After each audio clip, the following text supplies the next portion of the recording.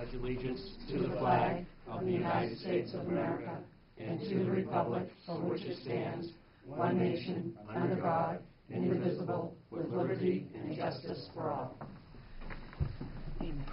Thanks everybody for coming again. This is I think our fourth meeting this week. Great. Who you want to start with first up? A couple housekeeping items, if I might.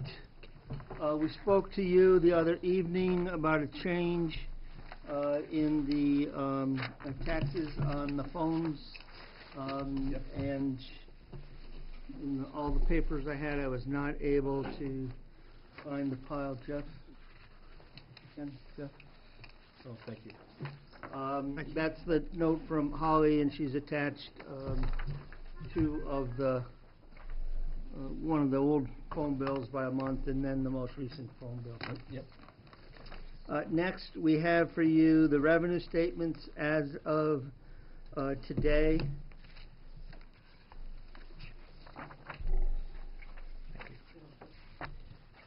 And we have expenditure budget versus actual as of today. Thank you. In follow-up to the fire chief's presentation, he was asked that evening how many AEDs there are in total. You remember he has a service contract on some of them. The school pays for her own, and we've paid for ours. 1, 2, 3, 4, 5, 6. And the question was, what's the life of them and how much they are? So there's 10 units that we maintain, 3 in the police, 6 at the fire department, 1 here in Town Hall, and 1 at the senior center. They have a 10-year lifespan. They were purchased approximately 12 years ago. He feels that they are still okay. They're mostly up to date and still supported. They are $24,000, $2,400 a piece. My apologies. So that is at some point $24K that has to be faced when they are no longer supported. I just wanted to, if you haven't had a chance to, for those in the audience here at the board, we have, for those who go to the town's website, on the right-hand side, about halfway down, there's a tag for town meetings, and if people click on that, there's a page that has been built that holds all the documents to date, including links to the minutes of your meeting and to the videos of your meeting as we work towards the town meeting. We'll continue to supplement that. If you get a chance to look at that and see some things you would like to have added, we can certainly look at what it would take to do that. With respect to the warrant, your comments from the other evening have gone off to town council, and he'll have some written document back to me on Monday. We'll have a telephone conference call on Tuesday, and hopefully I can have close to a final warrant for you Tuesday evening. Cameron's question of the other evening is still in process. The chief will compare statute to local bylaw, and I reminded Cameron, he may not be aware of this, that if you enforce something under a statute, the district court keeps the money. You only get about 25%. I thought it was 40. The chief tells me it's around 25. Whereas if we write a ticket, and we're not talking about big dollars, but if we write a ticket as a local citation, we get 100 cents of the dollars. So we'll report back and then see where we go from that. And Doug's question with respect to the election, Carol and I have done a little bit of work on that, and we'll be meeting with Doug Monday night to see if we agree on some sort of solution, and then talk about the political realities and the timing of it, given the strain on our partnership with our town. with our neighboring town. So with that, Mr. Chairman, we have for you this evening the sewer budget, then Public Works, and then hopefully some prep for your budget meeting on Tuesday night and discussion of the position that you want to take with respect to the school's asking number to date. So the sewer budget starts behind tab 7. I will remind you that we gave you a slight adjustment to it the other night based upon a reduction in the budget driven by a plan to phase in. It's right behind tab 7 for anyone that's not having page 305, having an easy time to find it there.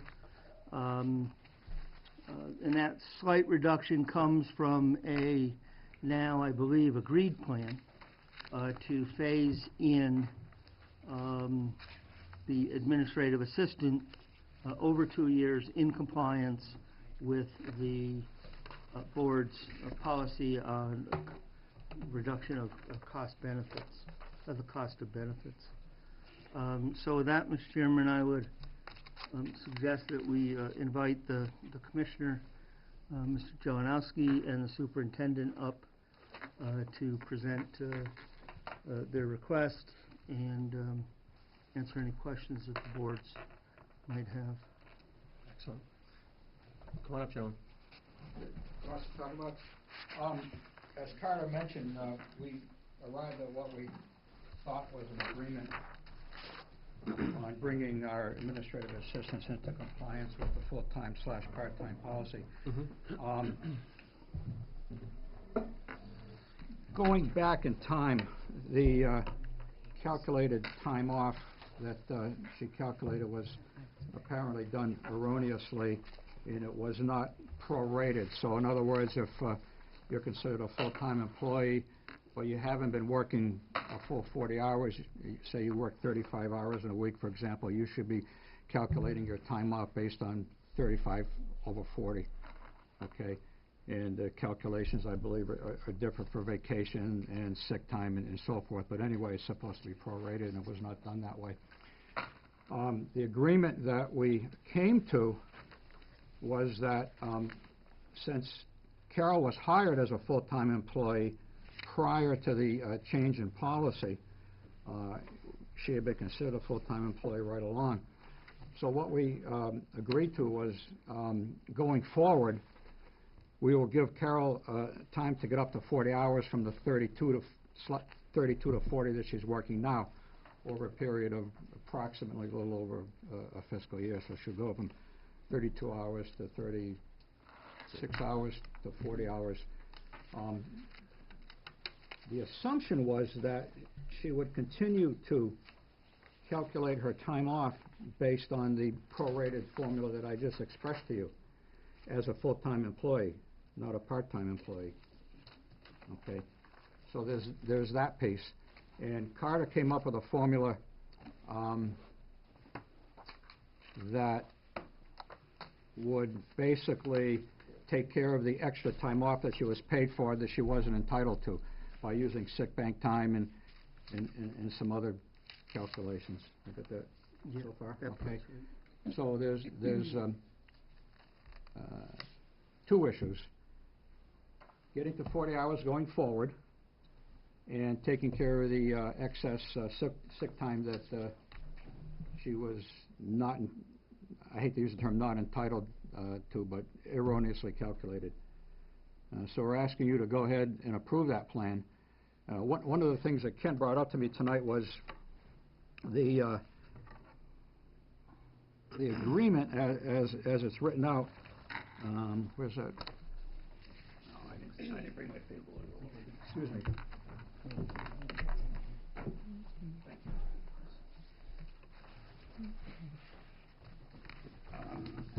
Just pointed out to me tonight. Which picture was that? This? Yeah.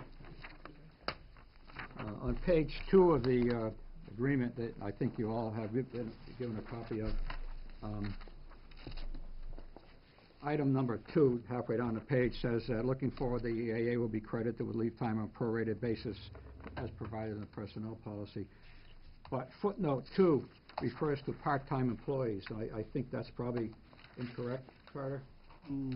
No, that's the agreement that we reached. This document Well, went back and forth. going forward. Right. She's Going still forward, part-time. She's still a part-time employee till she hits the 40 So hours. how is her paid time off going to be calculated? On the basis of a part-time employee.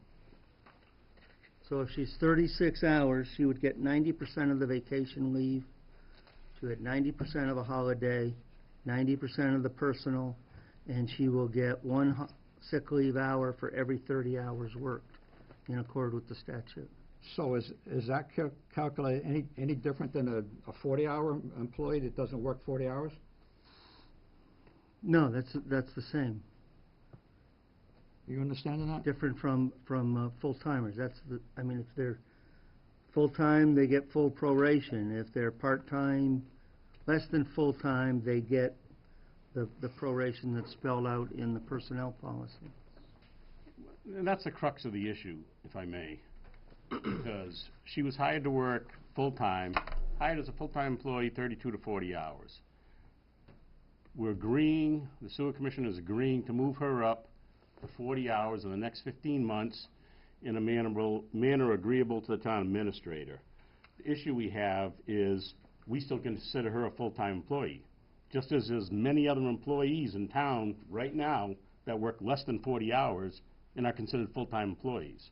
So in all fairness, to now move forward and consider her part-time and limit her, instead of getting 13 sick days a year, accrued 13 as of July 1st and 1 each month, with no limit, exceeding that, accepting that, to 1 hour for every 30 hours worked, to a maximum of 40 hours in a fiscal year, is unfair. To enforce that on someone who's willing to come into compliance with policy 2017-1 for the duration of 15 months seems to me unfair and punitive. And I wrote that to you guys when this first became an issue back in December. And my status hasn't changed. We have what I consider a viable and fair solution. This will all be done in 15 months. If we incorporate 1 hour for every 30 hours worked and a 40-hour cap and consider her part-time, then I think we're going to have big problems. Okay. And I'm sure you've explored the exception of the policy. There is an exception in the policy. Which exception are you referring to? The part-time employee being full-time, not getting full-time benefits, that exception? I'm not aware. I probably read it, if you could remind me. Yeah, there's an exception in the policy. We actually have one part-time employee that's part-time with us right now that is on the exception to the policy. Okay. The reason why we have policies in place right now is so that everything across the board is the same for everybody. What's good for me is good for you, is good for everybody. If we deviate from that in any way, the person that is getting the exception of policy right now, say she finds out about it, or he finds out about it, then she would have full ramifications to sue the town for discrimination, because obviously she's enforced by the policy, and somebody else would not be enforced by the same said policy.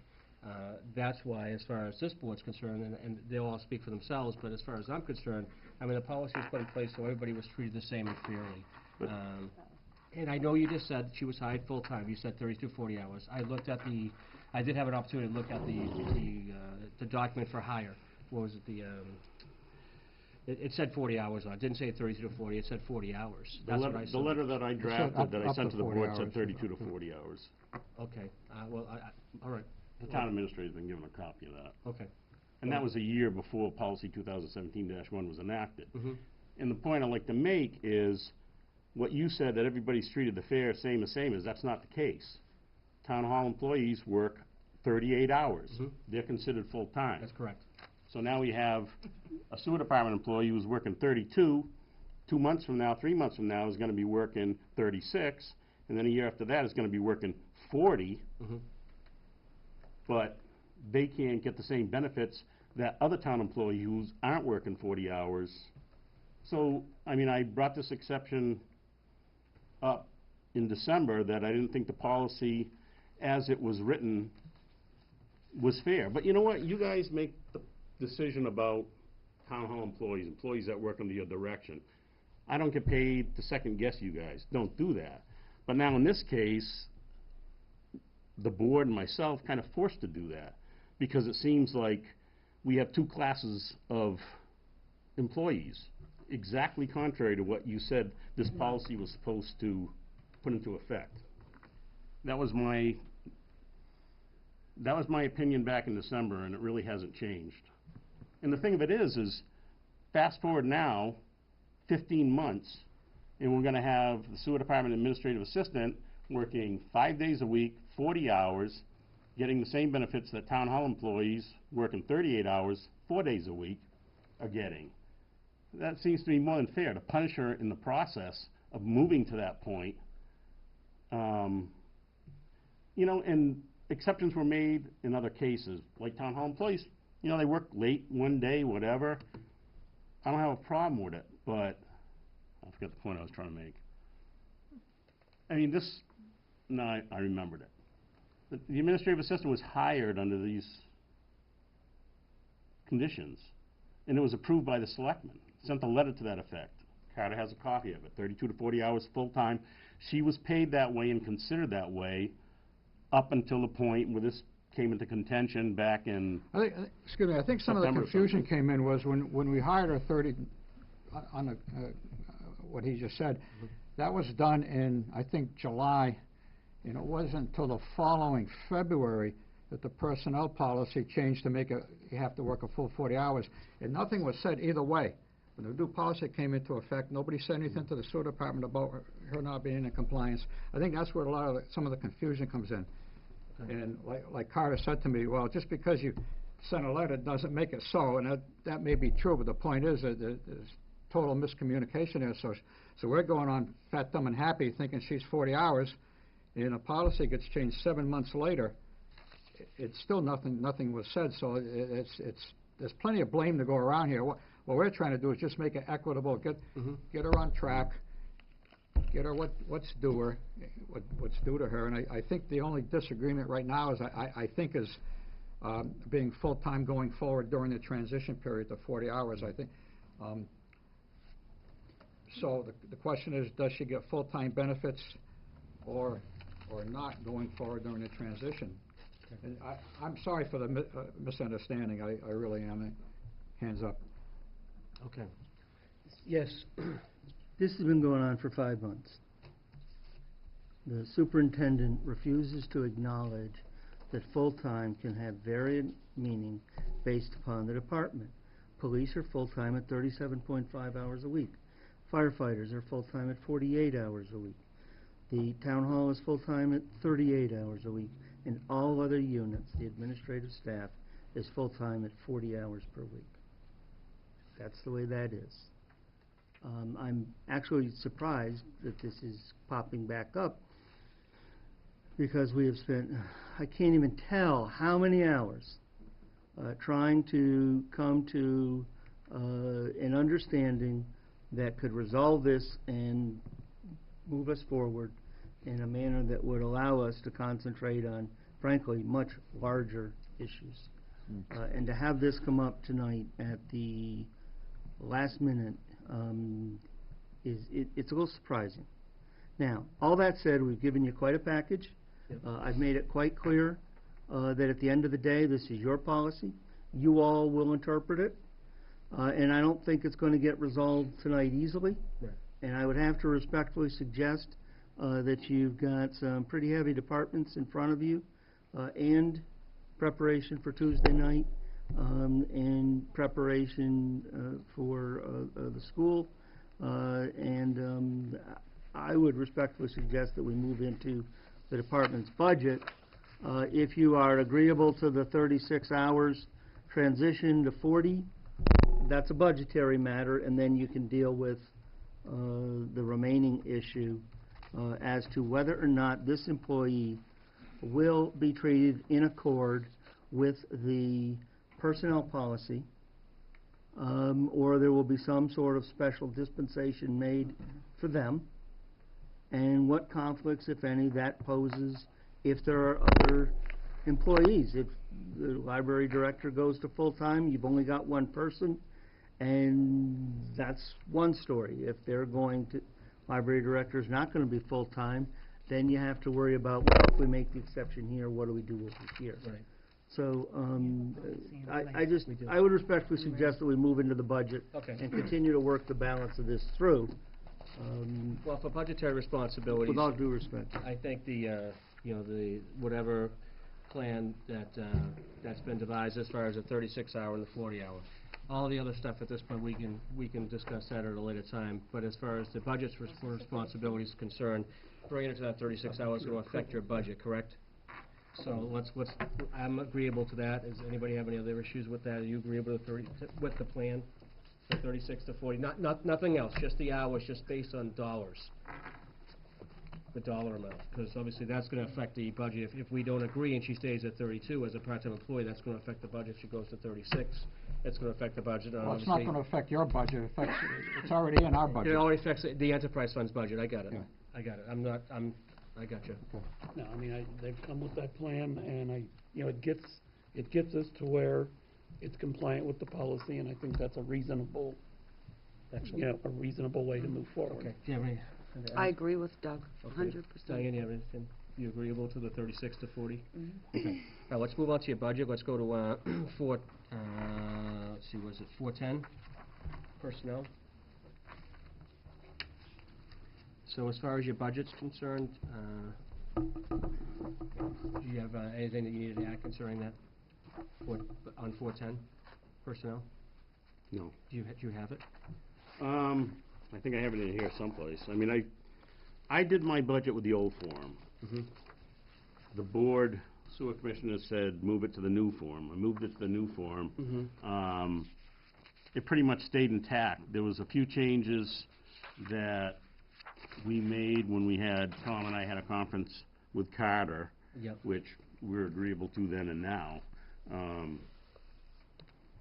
But, no, I mean, I reviewed it before. I have cut sheets in here, and Okay, so the I was fine with 396, 856, Mr. Chairman? Yes. So Kent, you didn't bring any of these forms with you to go over with us? no, I said I had cut sheets in here. Oh, okay. But I figured if we were gonna,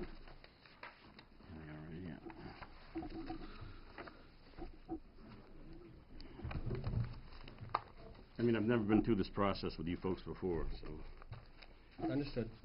uncharted territory, but 410. So basically, in a nutshell, obviously, we have the paperwork just as much as you do, but obviously, Okay. you brief the select board members on your budget, this is your budget, based on your enterprise fund. Then if we have questions concerning any of your line item budget items, or if the advisory committee has any questions concerning your line item budgeting, or if there's any way that they feel that, we feel that there was some changes potentially could be made, then we bring them up together as a group. Sure. To help through the process. I know this is new for you guys, and I understand, and we're gonna work with you. Okay, but Appreciate again, that. what we're trying to do is trying to get all the departments, all the directors, all the departments on the same page with the same sheet of music, so Sure. everybody across the count is the same. Okay. Okay. Okay, so going to 51. Was it 5100? Yes. Sewer. Okay, personnel. No big issues on that? Okay. You guys have any questions on that? Any questions from the advisory committee? Do you have any big issues on the salaries? Any questions? I don't think so. No? Okay. Chairman, I would note the accountant asked me to point out that the final calculations, although the request was done at 52 weeks, the approved amount was done at the 52.2. Okay, it was.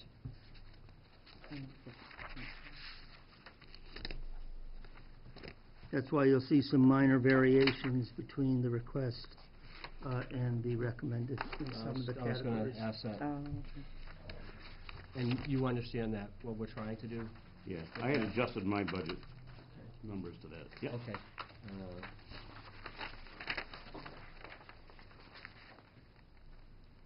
All right, moving on to 5110, which is employment support. I would assume this is for all your employees? Yes. And was this the same as last year?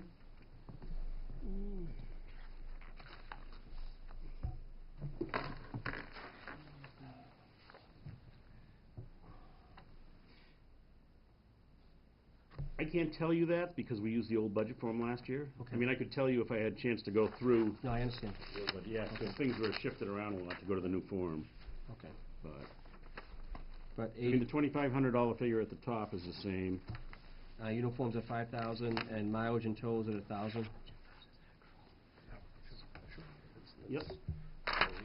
Mileage and tolls, yes, they're all the same. Okay. So that's And those 8,500. are, Go ahead. sorry. Go ahead, Mr. no, go ahead, Chairman. thank you. Those are calculated at the new mileage rates. And, They are. and could you explain, dues, meetings, trainings, and licenses, like what is that, like what kinds of? We're licensed wastewater treatment plant operators are mandated to get 20 total contact hours every 2 years. We have a 2-year cycle, Mhm. so that's pretty much what that covers. Okay. And I adjust it every year depending on, I mean, we have another full-time operator now in Tim Casey, so it bumped up a little bit from, not last year, but the year before or something, so. I mean, this is one reason why I've always held off in doing the budget prior to the first of the year, is because I like 6 months of historical data of the current fiscal year before I do it, because we've got a really fluid situation on the wastewater treatment plant. Don't take that literally, I guess. Yeah, literally and figuratively. I got you. Now, as far as uniforms, you got a $5,000 total here? Obviously, that's in compliance. Is that one company, or is that more than one Yeah, company? Cintas. It's one company? Cintas. Okay. And I'm sure they're contracted? Yep. Okay. Because that has to meet, the state statute as far as contracting, right? Yeah, it's a state bid, actually. Fantastic, makes it even easier. Anybody have any questions on 5110? Advisory Committee? Nope. Let's move on to 5200, which is purchase and services.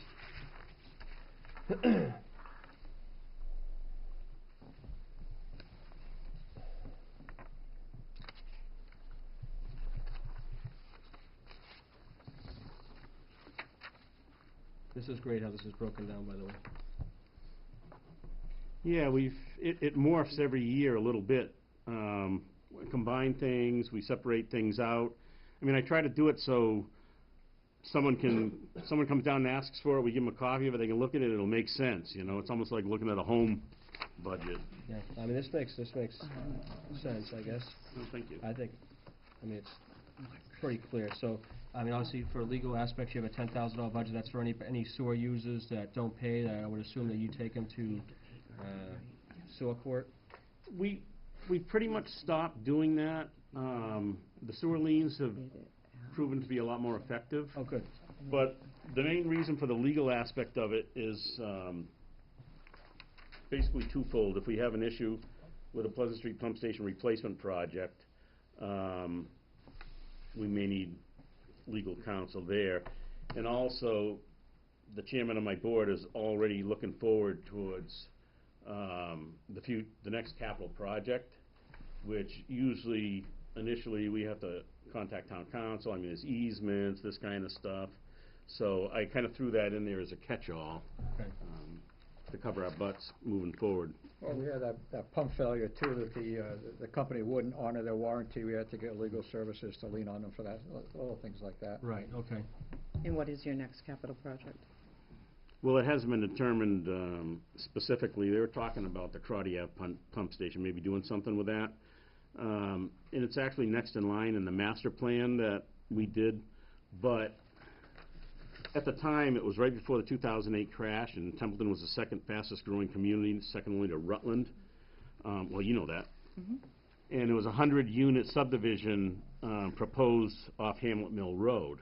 So the reason why I threw that in there is because if they wanted to build that out, it would overwhelm the Craudière pump station. So I'm not looking for the town, or the sewer users rather, to pick up the cost of that portion of upgrading the Craudière station, which also involves reinstalling a defunct force main that goes under the paper mill property, under the Otter River, up to the sewer department, which would eliminate the flow from Otter River that now goes to the Pleasant Street pump station. So if Oh, the so that's economy what you picks mean. up and someone resurrects the plan to build out that 100-unit subdivision, then what we say is, you know what, according to town regulations, you have to tie into the municipal sewer. In order to do that, you're gonna have to do these upgrades, at least pay the lion's share of it.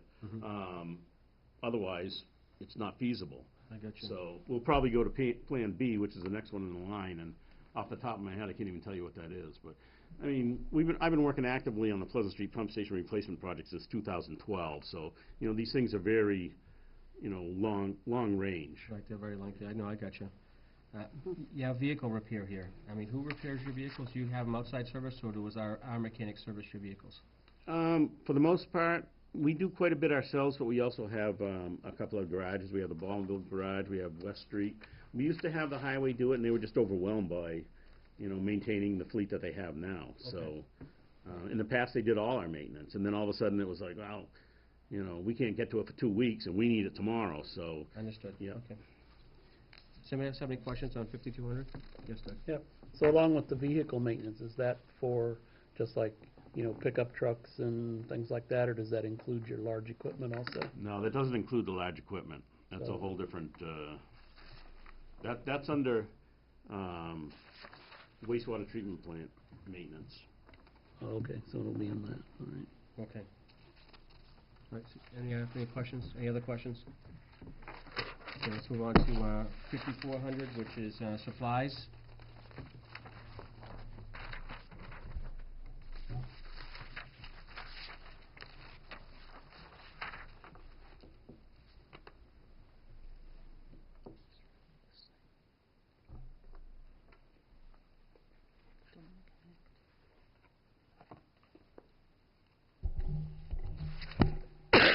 Yes. So, like gas and diesel, you contract that yourselves, have your own No. storage, or No, do you it's the get it from town. the highway? Yeah, we get it from the highway. The highway bills us. We have the same vendors that the town has. Mm-hmm, on the okay. bid. Do you bid out for heating oil, or do you use the same Same as as the we town. do? Okay. It's tough Thank to you. beat. I'm sorry? It's tough to beat the price, so. Oh. Whenever possible, we piggyback with the town and ride along with Okay, thank you. whatever townwide bid is. Yes. I have a quick question. Office supplies, 15,000? What is that referring, like paper, do you have a lot of Yeah, copies, paper, billing? stationery. We bill 1,400 and about 40 customers quarterly, so, I mean, that's the Okay. lion's share of it. Okay. Also in there is like the maintenance for our billing computer. It's separate. We're on a contract for maintenance. Okay. It's like $2,500 a year, $2,300 a year. Thank you. I know, Thank it you, does, purchase it order. does seem large, but it is large. You stuff your own envelopes? Yes. You don't have a contract company do your, We look and stick. okay. We got it down to a science, It's been believe a long me. week. No, I got it, I just, you know, in this day and age, you would figure that most of that stuff would be contracted at this point. Yeah, we find it more cost effective to do it in-house at this point, but hey, we're always open to suggestions, you know. Okay, yes. So when you lump it all together like that, it looks like that would need to be bid out because it's above. So I think I would like to see that broken down a little bit more. Sure, we can do that. So that you would see, and I think that that would require purchase orders, just so that we could, you know, is it copiers? And I mean, currently, we lease ours and it saves us a lot of money. And, you know, I mean, when you mail out bills, do you mail envelopes to go with that? Like for No. them to mail it back? Oh, yeah, we do. I'm sorry. A return envelope? Ixnay on the envelope, eh? Okay. But anyway, I'm just saying, like, when you lump it all together like that, that requires bid out. Yeah. So, I mean, to just be able to see it, like, broken down a little bit more, I would like to see that. Okay. Do you guys have a copy machine in the facility? Yes. Copy set, yeah. Are they not wrapped into our agreement? They're not part of the contract? They're not. We can certainly look at doing that for them. That would Okay. save money That would save some dollars, yeah. for them. Yeah, for everybody across the board. Okay, I'm gonna write that down. All right, anybody else have any questions? Advisory committee, you have any questions? Thank you. Okay. Moving on to 5600, which is intergovernmental.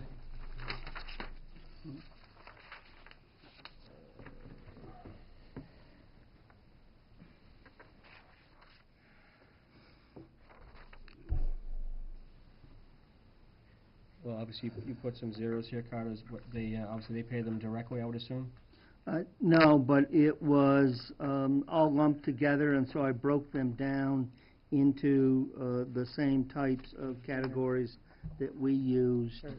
Insurance retired, insurance active, the Medicare, the unemployment, the insurance and bonding.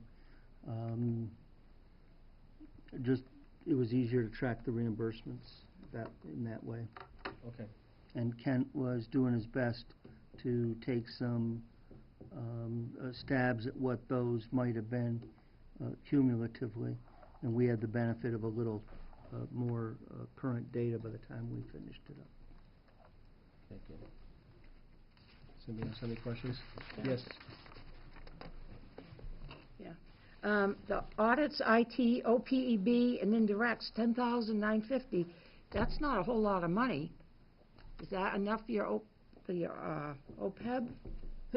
Carter would have to answer that, because he's the one who did this breakdown. Yeah, I believe that the OPEB, because we awarded the contract for both the general fund and the sewer fund to the same firm, they brought the pricing from roughly 4,000 down to I think 2,000 in total. Yeah, So it's that's right. 1,000 a year. The audit, they don't do a freestanding independent audit of their own.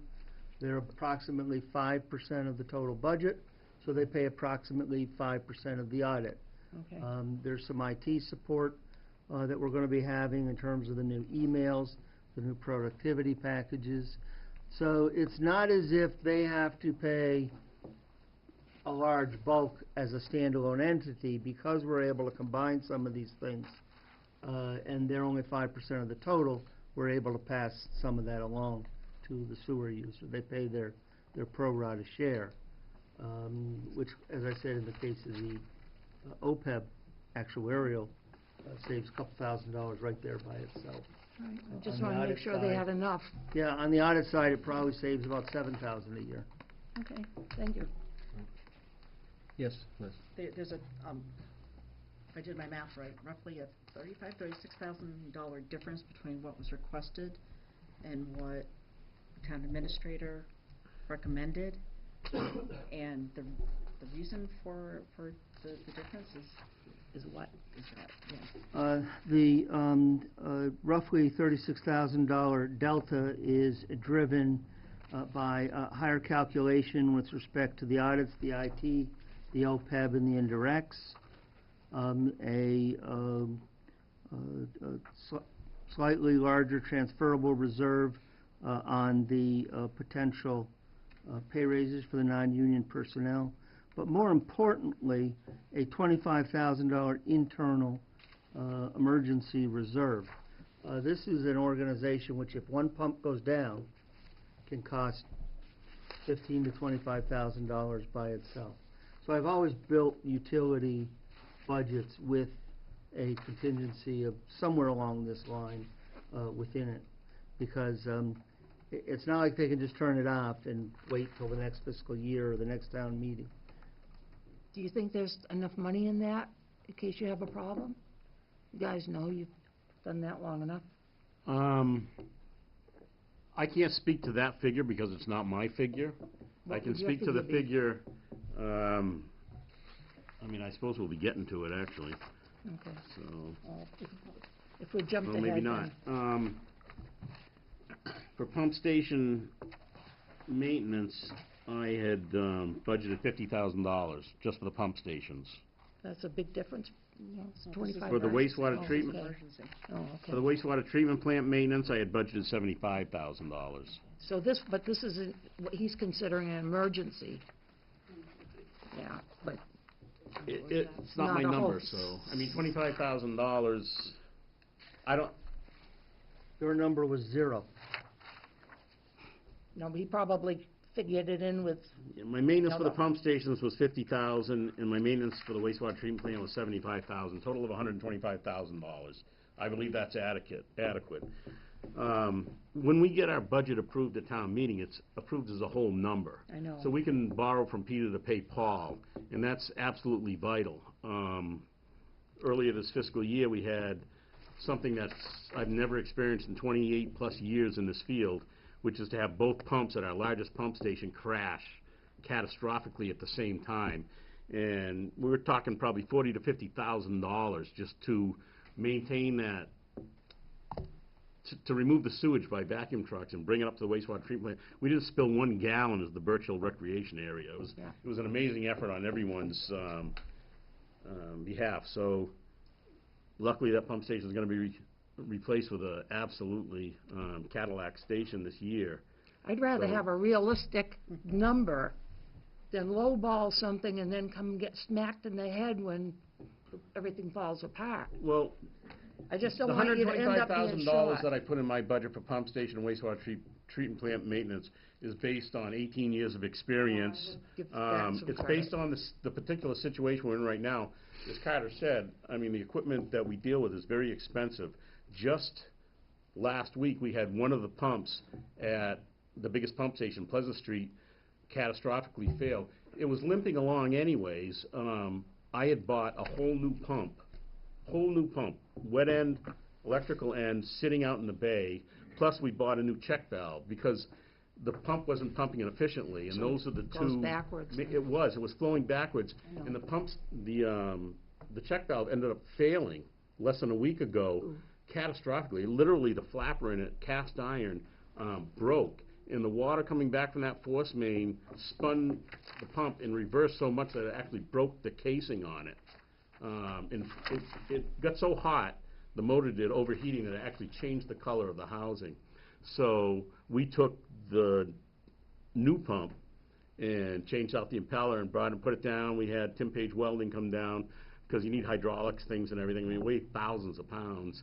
The check valve itself probably weighs 150, Yeah. but then the associated piping is all ductile iron. Can't tell got the it back town you online. don't have sewer either. What's that? You can't tell the town you don't have sewer. The No, pump's not that's like working. Carter said, he's 100% accurate. We go 24 hours a day, 7 days a week. When we had a catastrophic failure, our guy was there within 15 minutes.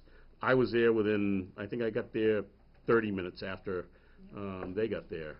And so, yeah, it's a big deal. It's a lot of money. And I'm sure the basic dollar amount on the new form for the budget is basically the same as the dollar amount in the budget that I proposed. And as long as we don't get our budget approved line item, we can take money out of something and put it over here if we have another catastrophic failure. We've been doing that for years, that's our Yeah, problem. well, you it's like know? your budget at home. You may budget so much to go for a new vehicle, This is but a then, town. if your roof blows off, then you know what? You're not gonna buy the new vehicle. Budget ain't gonna cut it. Yeah. Okay. Does anybody else have any other questions on 5,600? 309. And, okay. So, 5,700, expense budget? Mr. Chairman, I just want to try to make sure I understand, because the request was for $30,000 maintenance of the pump stations, $60,000 for maintenance of the wastewater treatment plant. Yep. The recommendation is exactly as requested. Yes. Which is $90,000, not $125,000. The superintendent has just spoken to $125,000, and if that is in fact his true need, that he has come to believe since submitting the request, I think it best these bodies understand it tonight so they can amend the recommended budget. Or did I mistakenly hear the 125 that you just spoke of? Well, plus there's $25,000 in Well, the unforeseen. 25 is just meant to be unforeseen, when a emergency. hole gets Okay. a So there's 90,000. blown in it. That's what I just. Is that 25,000, the He spoke to 125, yet he only requested 90, and I just want to try to make sure I understand. Yeah, because on 5,400, your pump station is 30, and your maintenance for wastewater treatment plant is 60. That's 90,000. Okay. Is that what you requested?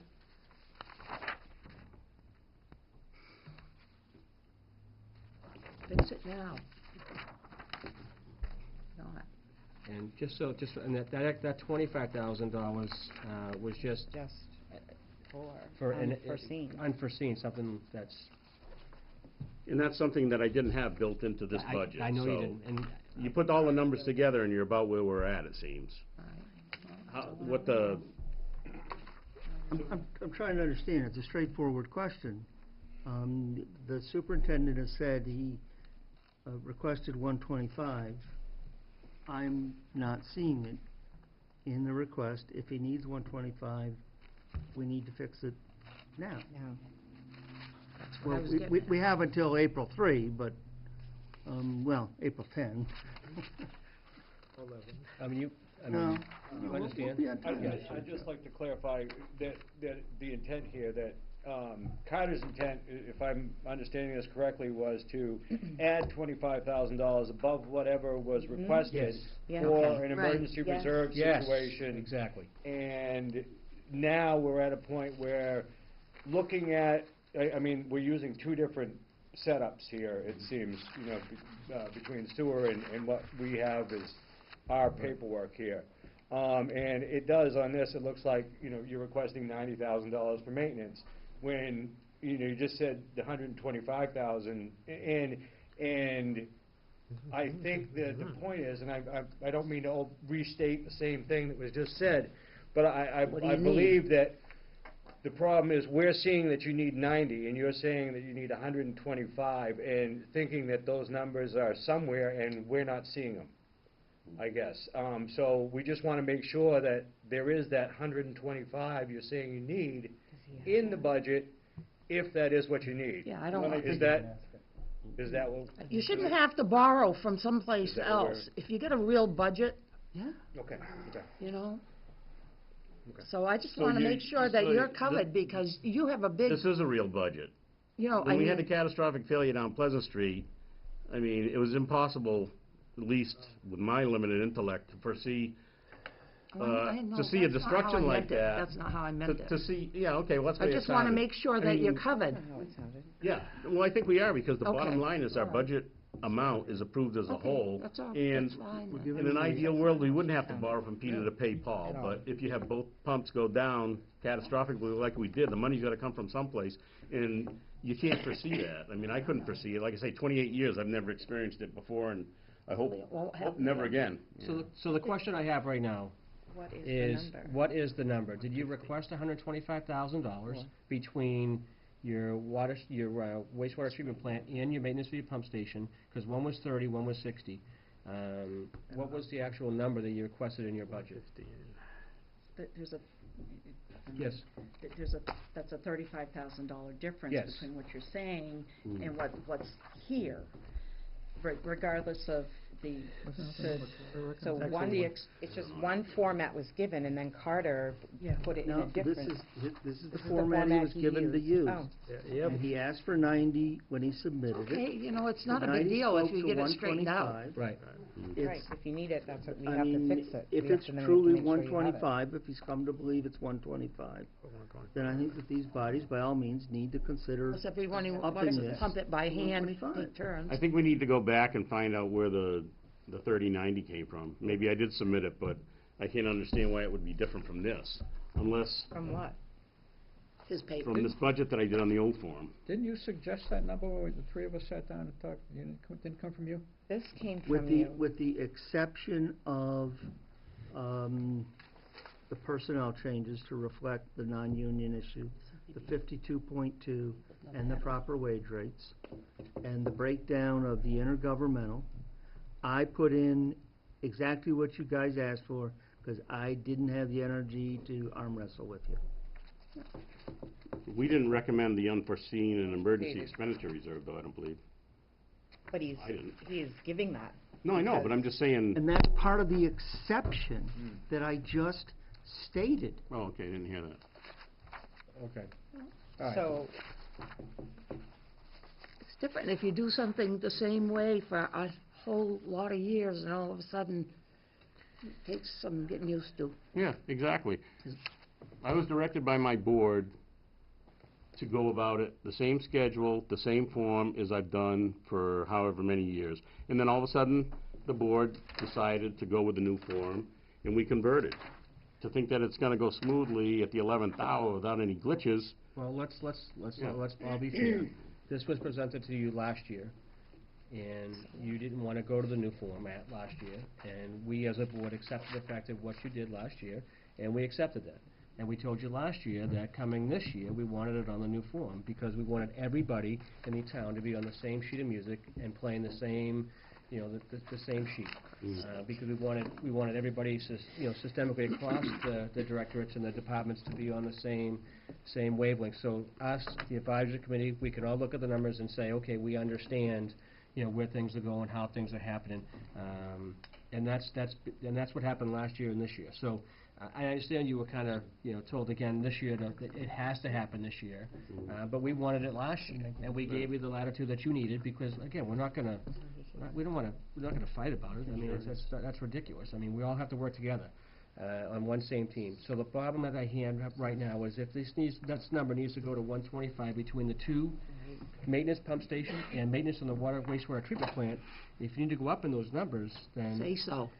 can you go to the well, I will. front We'll need to go page? back and check and see Okay. where the glitch Turn to occurred, the that's All all. right. Page Which- 305, please. 305, yep.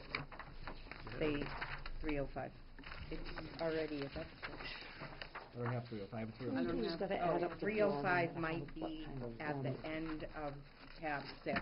Oh, okay, I got it, yeah, here we go. Sorry, that's where mine was, but it's already is that correct? Yes, It's already a deficit. that's why the warrant article called for an application of retained earnings. Oh, I see. So then Can you go to it would have to 35, be, 305? which is at the end of tab, probably Yeah. tab 6, sorry. But yeah, because So it would have to be reworked. that was the return Yeah, 'cause you already had a And you'd have to deficit. fix we'd have to quickly fix That's the right. warrant article as well.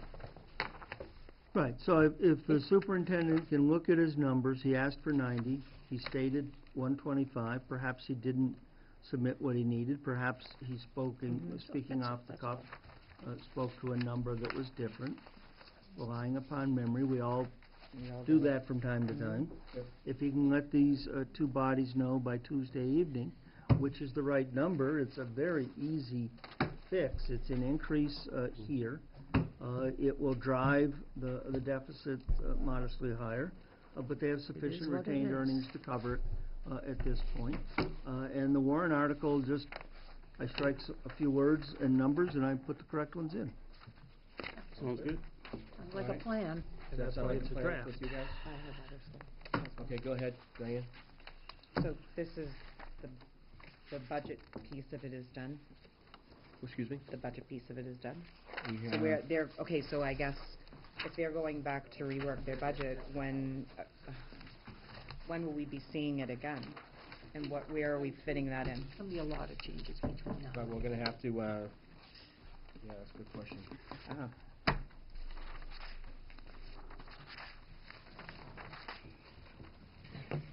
like we might be getting together on a Saturday. Oh, Since we don't have a, Well, we might be.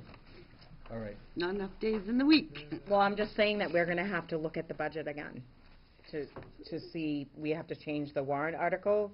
We have to, is it 125, is it 90, is it, so we have to look at that again. So, Mr. Chairman, you have two more budget sections after Right. tonight, Right. depending upon how well or Well, could it be poorly fit in? tomorrow night goes. So, you know, if you've Tomorrow got the night, number Monday in here Tuesday evening before you start the hearing may or may not be well attended.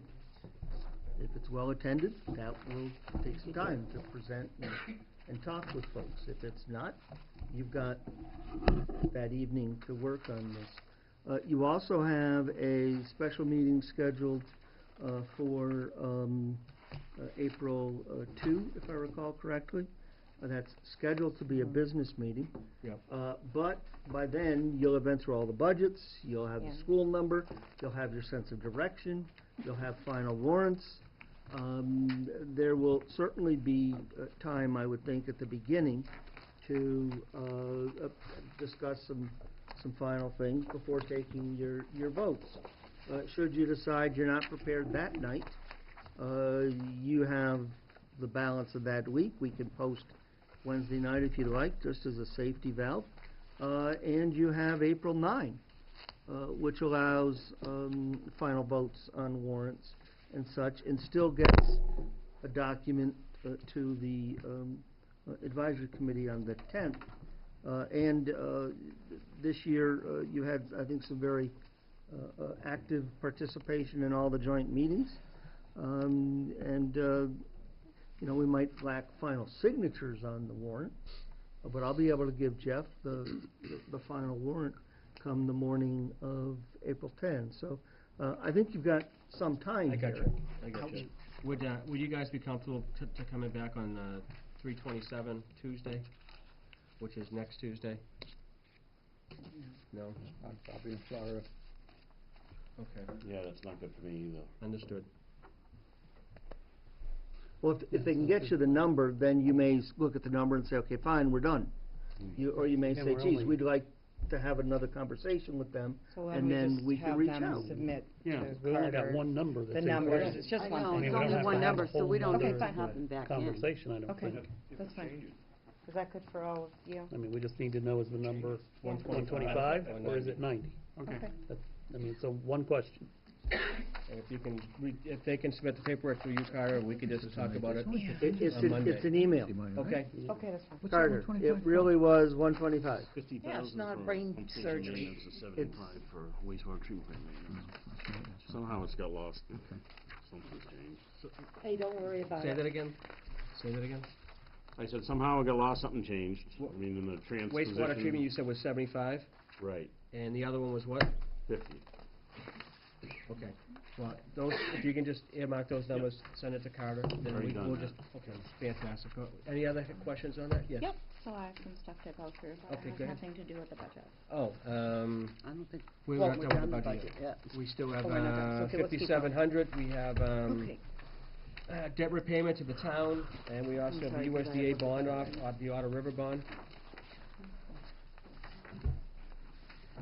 The debt repayment, 34.5, is that correct? And the USDA bond to the Otter River was 35.745? Okay, so that, no changes. Nope. Okay, any questions with that for this? Any questions? None?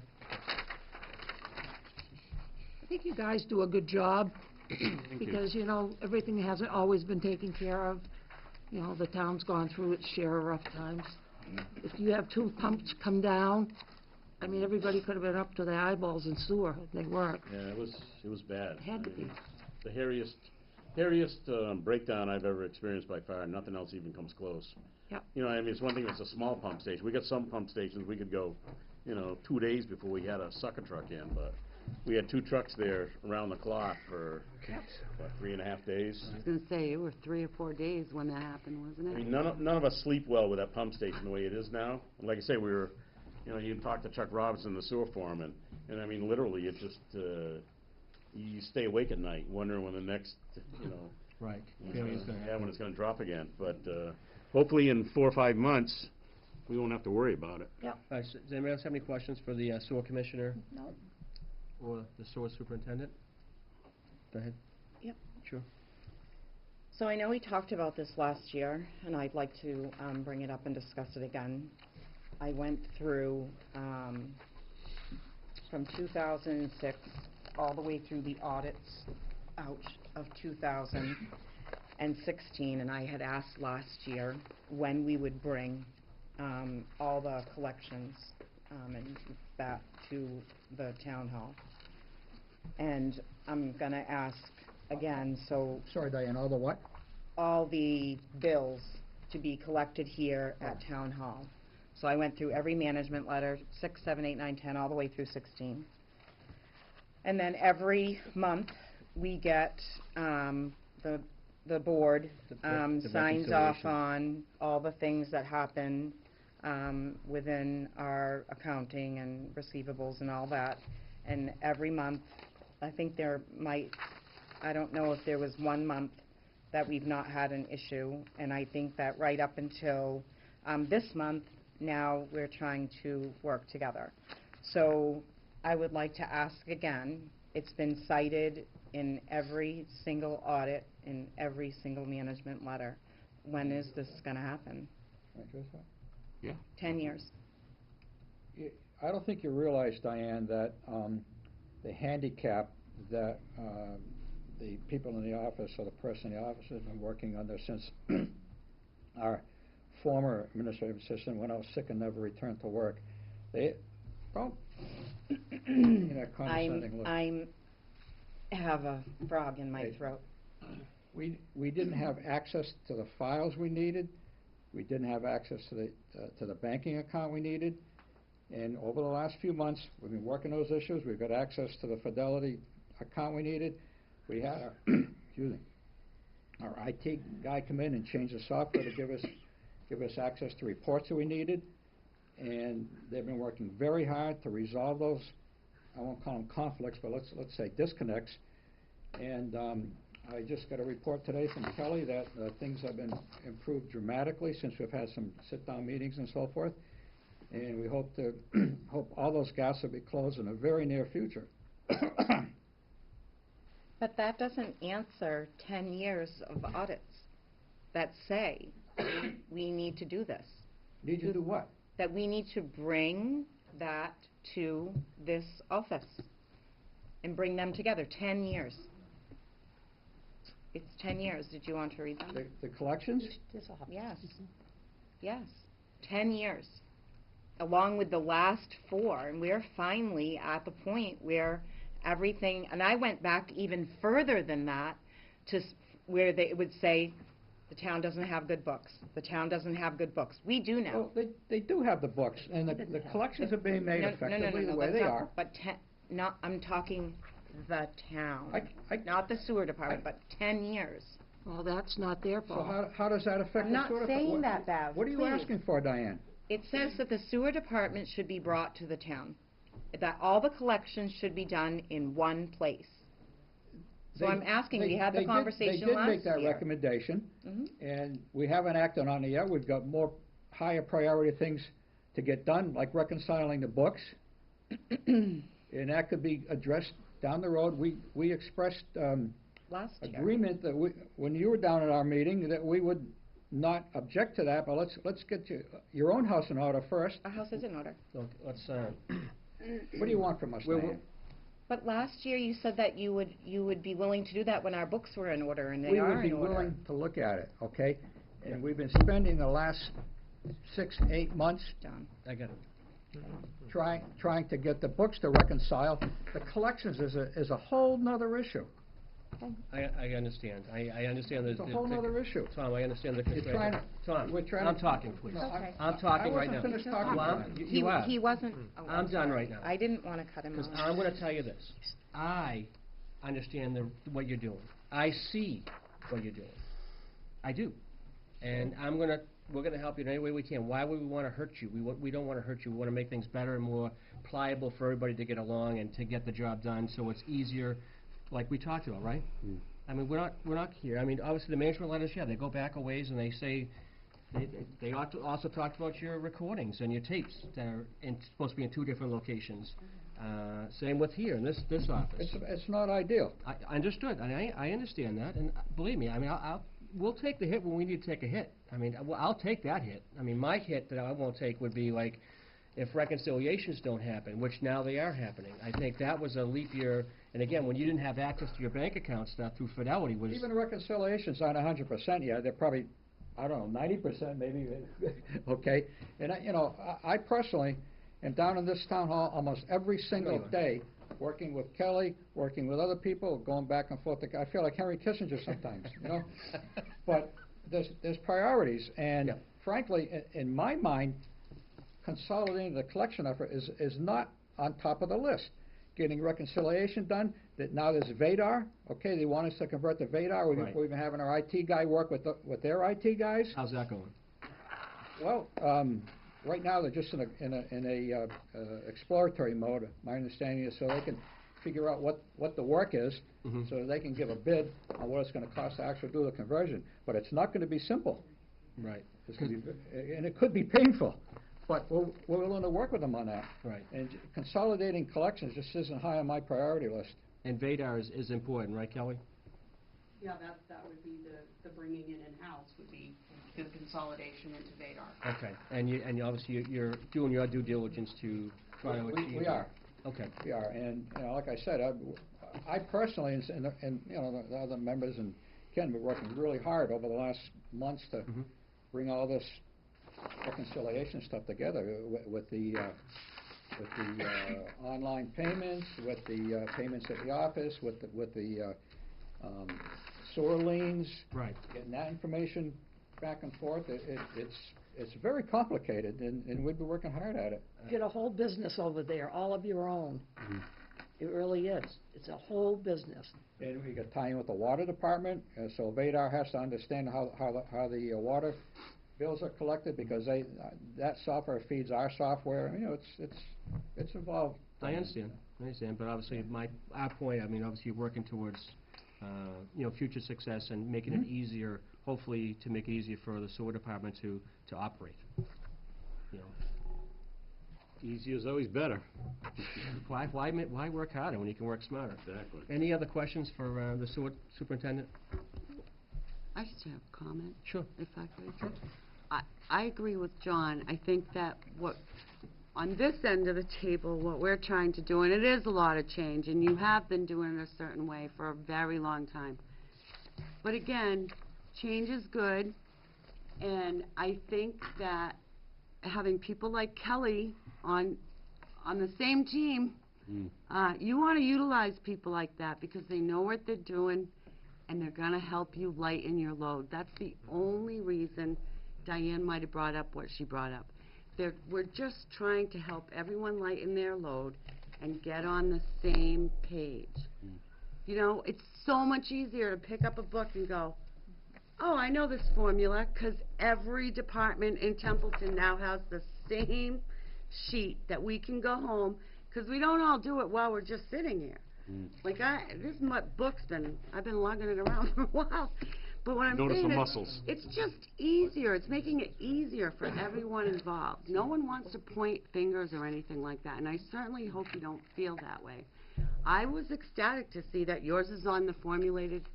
Last year I was confused when I read sewer. It was all over the place to me. And this year, when it was finally put on to this, which we're used to from every other department in town, I was like, oh, thank God, now I see what they want. And you know what? So much easier to vote that way. Commissioners push for that. I personally thought it was a good idea to use that form with the right coding and so forth, and I think it's helped these guys a lot.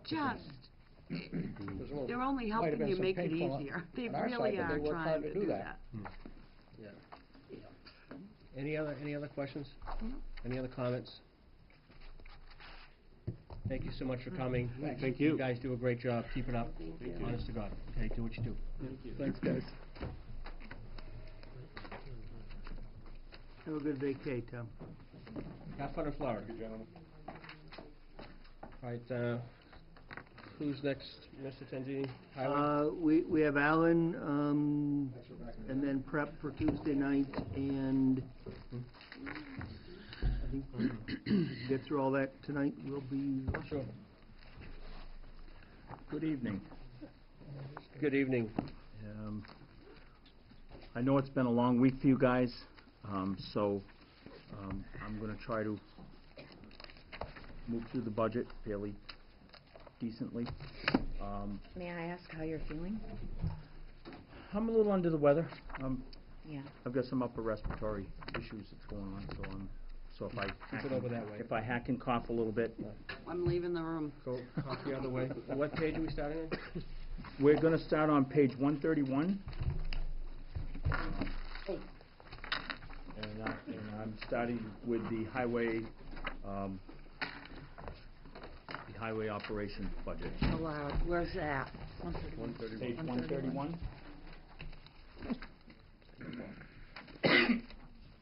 Personnel? Yes, personnel. If you look at it, the director and the administrative assistant are level funded from same as last year, pending whatever non-union agreements the town makes with us at a later time. I believe that the town administrator has that in his budget from previous. The rest of the guys, the mechanic, foreman, and all your laborer operators are all under union contract, and so the budget is formulated off the union contract. Excellent.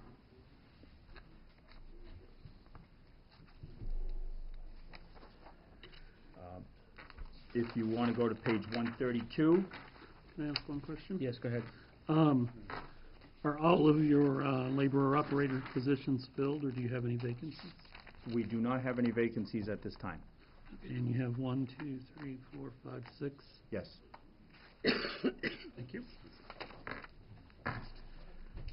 Page 132 is your employee support under the highway division. That is all of your uniforms, and a lot of it is your safety equipment that they need. The conferences and the training, a lot of it is safety training.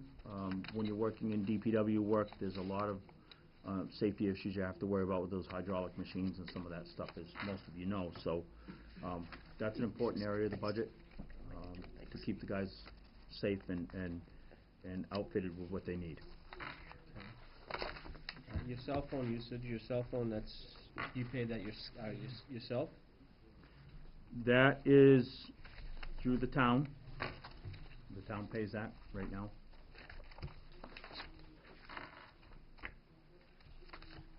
Do we have a contract with a cell phone company for the cell phones? We do, but Alan's is not on that. Mine was originally through the police department contract. Okay. We could work on getting that moved over. Yep. Okay. That just might help a little bit of savings. A little bit. Yes. All right. Anybody have any questions? Yeah, I don't have a 132. Were you thinking the same thing? Yes, I asked this afternoon. Okay. Good minds think alike. All right, go to 5200, I guess, which is purchase of services. Yep, page 133. I don't have a 132 or a 133. I went from 130 to 178, so I don't know who put the book together. Are you losing a whole section? Yeah, Yeah. she's missing 40 pages or so. We'll go get those for you now. Has everybody else got them? Oh, wait, I can wing it with her. We'll get we'll the be copies good. to you. We'll get them for you. I think, it just ran. Okay, so.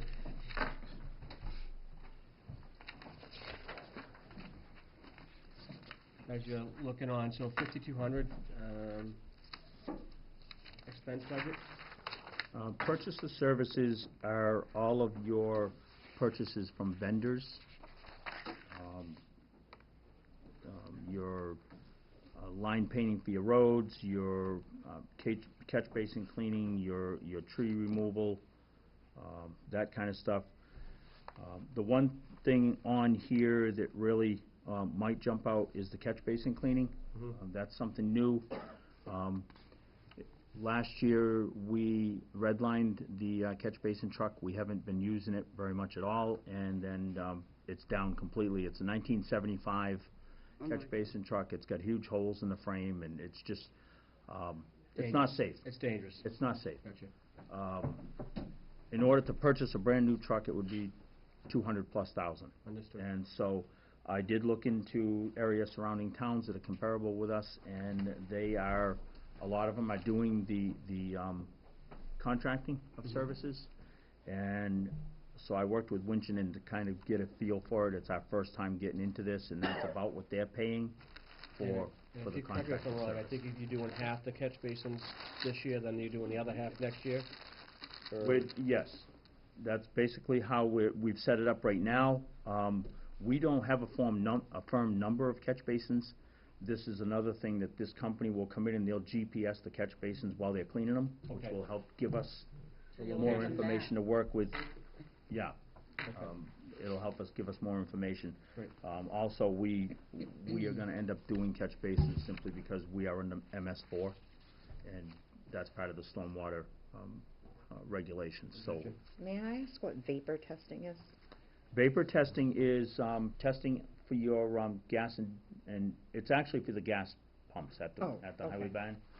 They come in each year and vapor test that, and we actually are required by DEP to do a look-through every single week, and the guys do that every week. They monitor those, so. Hey, Alan, can I ask you something? Sure. This kind of hit me one day when I'm, can we reuse sand?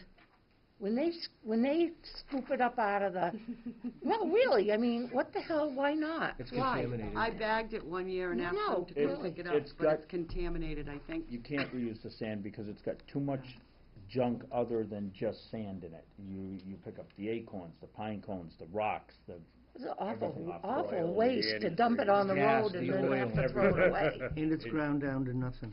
Yeah. Cars. The cars It's just are an pounding idea, it. I just couldn't figure out why you couldn't do that. Believe it or could not, screen it. we can only Eliminate dump it in sand one is a better location in idea. town. and have that We what? treatment. Eliminate sand. Yeah. I know, that'd Just be a awesome. thought. If you don't have a place to dump it, you Yes. gotta pay for it. Yes. Exactly. Just a question on your radios. Yes. So is it, and I don't know the answer to this question at all, but, because the police department has radios, fire has radios, you guys have radios, are they all under the same contract, or are they different I contracts? don't have a radio. It's different. Go ahead. They are basically bought through the same company, so I would say yes, under the same contract.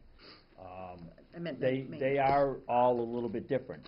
Highway radios have frequencies, they can monitor the police frequency, but they have a separate frequency so that they're not overrunning, your emergency. When he got the 911 grant, I guess you want to call it, when he got the money to upgrade some of the systems, they upgraded to a different frequency for police and fire. And highway has their own frequency, which was actually the old police band frequency, if I remember correctly. Correct. But they both can monitor, so dispatch does monitor them, and they do monitor dispatch. Really, but my question was more around whether or not there's any benefit, or if it hasn't already been done, to have one maintenance contract For all of them. for all of them. We Is there we any- do have one vendor that works on all the town radios. Yes. Yes. Okay, so sort of like the computer contract that has all of the maintenance on it, I'm just asking if there's Same with the something- copy machine contract, yeah, exactly. The more you have, the cheaper the bill, the less cost it is to the taxpayer. So I think the answer I'm hearing is yes. Yes. Yes. Yeah, okay. Yes, that's a good question.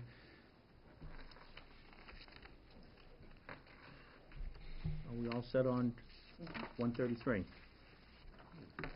Have you been buying sand from Graves? No. No? No. You still have enough of your own? Yes. Okay, just wondering.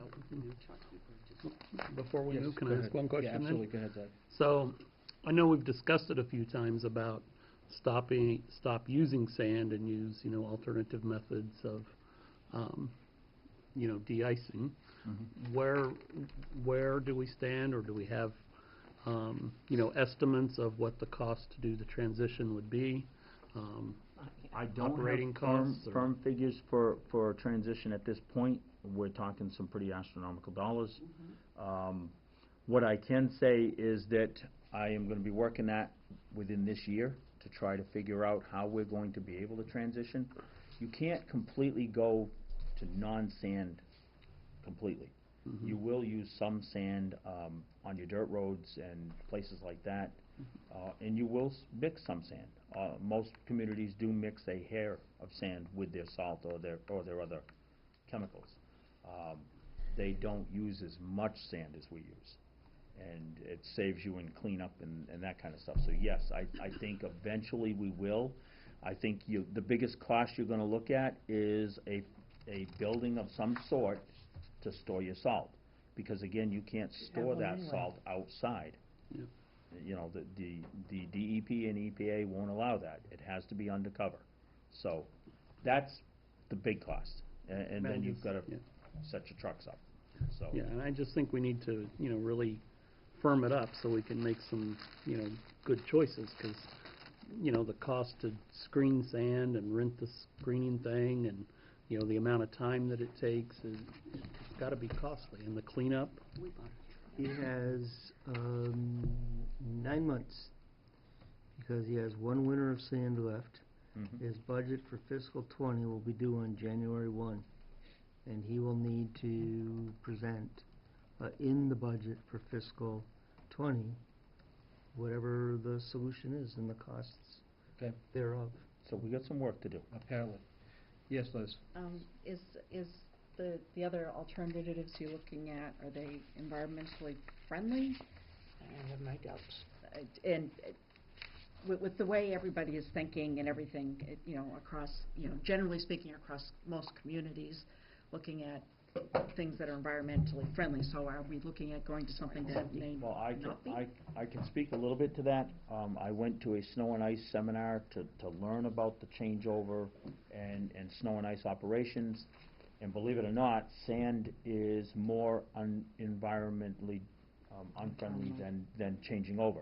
Your sand clutters your streams, it muds up everything. It's worse than salt.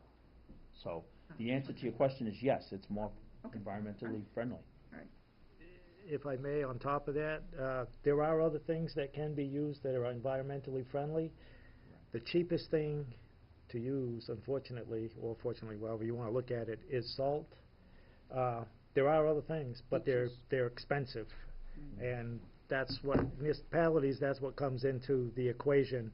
Is salt is the most effective and the cheapest. It's all about the application and when and how you put it down.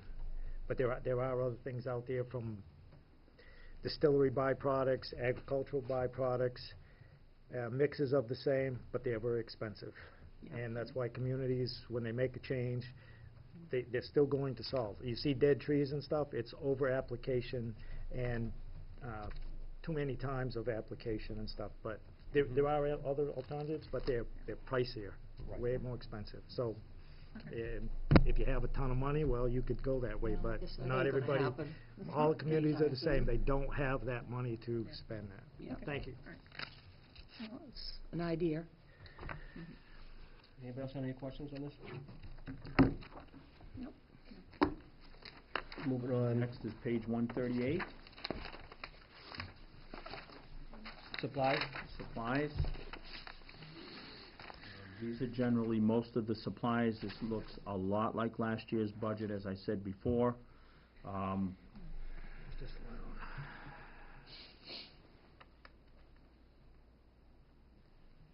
How many trucks do you have to paint and letter? $3,000, a lot of money. That's for one truck. For one truck? Yeah.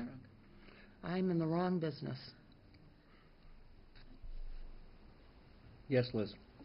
Alan, are you at all concerned with the lump sum disallowed of almost $7,000 on that? Is that going to cause you a lot of? No, I'm not concerned.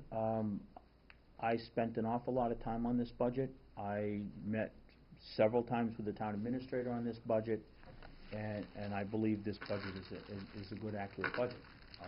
I think a lot of work has been put into it, and a lot of research has been done on it. $7,000 is a lot of money, though. Yeah, that's what I'm concerned about, is the extent of it.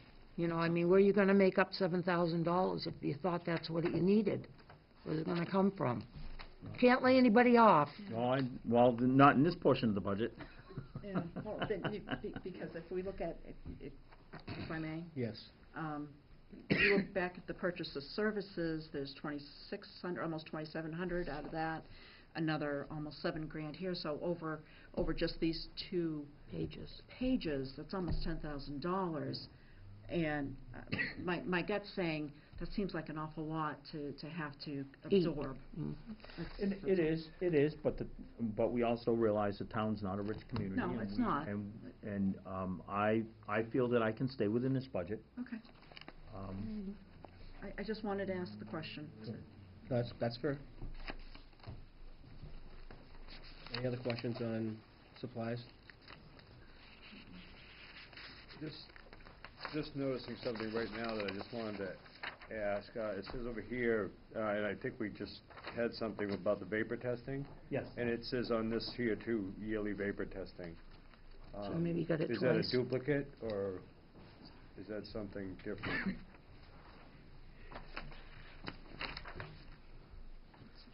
You have 500.99 over here and 5,200. That is a duplicate. Okay. Thank you. Was it the same amount? 99 cents off. Yep. Yeah. Seriously. I gotcha. I could really do that, you know, without a problem. I'd come to 99 cents. I'm sorry. Kind of guy, I asked what vapor testing was. I have a question. Right here. Yes. Where it says lump sum disallowed, what was removed? Because, No, let me make sure I'm not looking at a double. Okay. The numbers in both columns are the same. Was there something that was pulled, Carter? I don't know, because I don't have the budget pages in front of me. I'm waiting for those back. But again, if I can. Go ahead, Doug. So typically, the lump sum isn't any Eric, there's specific only one line set item, that was needed. it's just the budget in general? no, some of them. No, Could I get mine back, please? Yes. Jeff, what page are you on? 138. 38. I need 177, whatever that is. Here. Oh, okay, all right. Polish. Bear with me a minute. I'm not, took me 3 times to double check and make sure. Honest, though. Politically incorrect. I recycle my sand and send it your way. Okay, I'm sorry, Jeff. What was your question now, No. please? With regards to the lump sum disallowed, I got no problem with that, what was taken, but where did that come Thank you. from? Because It's did you just the take bottom line off it's just, that is when a department head has done a good job justifying every single item. I can't really quarrel with them, but I need to needed cut room. money. I just, So you added up those numbers, even though they're the same, and just took off 69? no, I just look at it and say, I think this account can handle a $7,000 cut across the board, and it's up to the department manager to figure out how to deal with it. All right.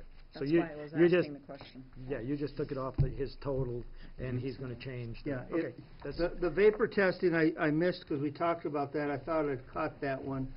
That should have been reduced to 0, but Can we unless just an leave it item is there? actually reduced to 0 or reduced Can we just in leave it? some amount, then it's simply right off the top, and it's up to the department manager to sort it out. Can we just leave it? Can you just, Can't we just leave it? You already took $7,000 off. well, yeah, I mean, if I had zeroed it, I would have had a lump sum disallowed of 64.34. At the end of the day, the number's the same. Okay, good. I'd rather give him what he needs than try to backfill it with next year's So- money. So what happens, so the first, can I speak, Mr. Chairman? Yes, you may. So, the first year that Carter did this, and I looked at it, I was not a happy camper. At all. I was like, what? What do you just take away? So, what happens is, in simplest terms that I can explain, is you have $1 million, and every department cuts into that $1 million, and you end up with a deficit. So, you you know, you can just take, like, let's just say it's 100,000, you can just break it off evenly over the board. Well, that's not gonna work, because the police department might need a little bit more over here, and then that's what he's saying, is this line item, or this number here, after talking with the department heads, can handle this much here, and this much here, and it's not, he has a conversation with them, and it's really up to them to say, no, I really can't handle that, or then he has to take it from, it's kind of a, I thought it was a weird way to do it, but now now I understand it. So, I didn't get it at first either, and I was like, this is like weird, but now I understand it. Correct, Alan? Yes. And they do say, my department can handle this, and that, and they'll absorb it somewhere. That's why we do,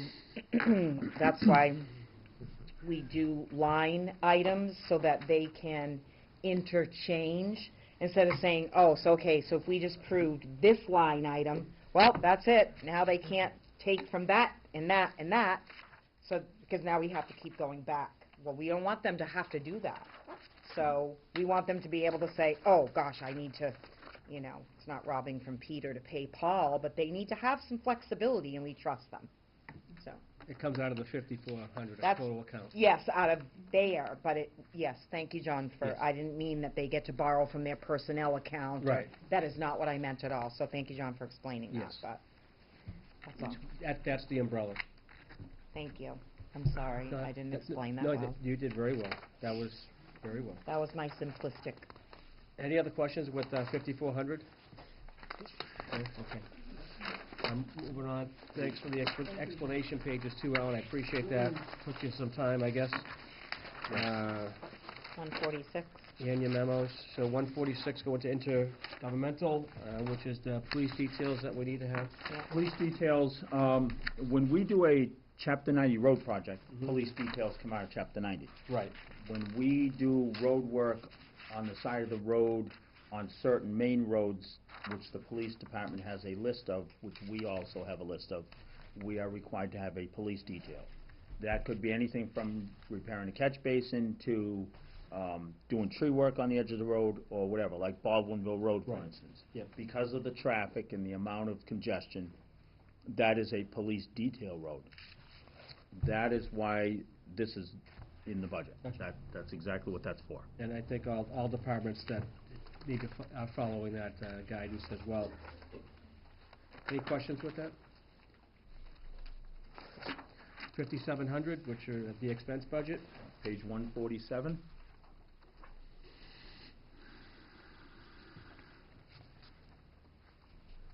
Those have all been moved to capital? They were. Thank you.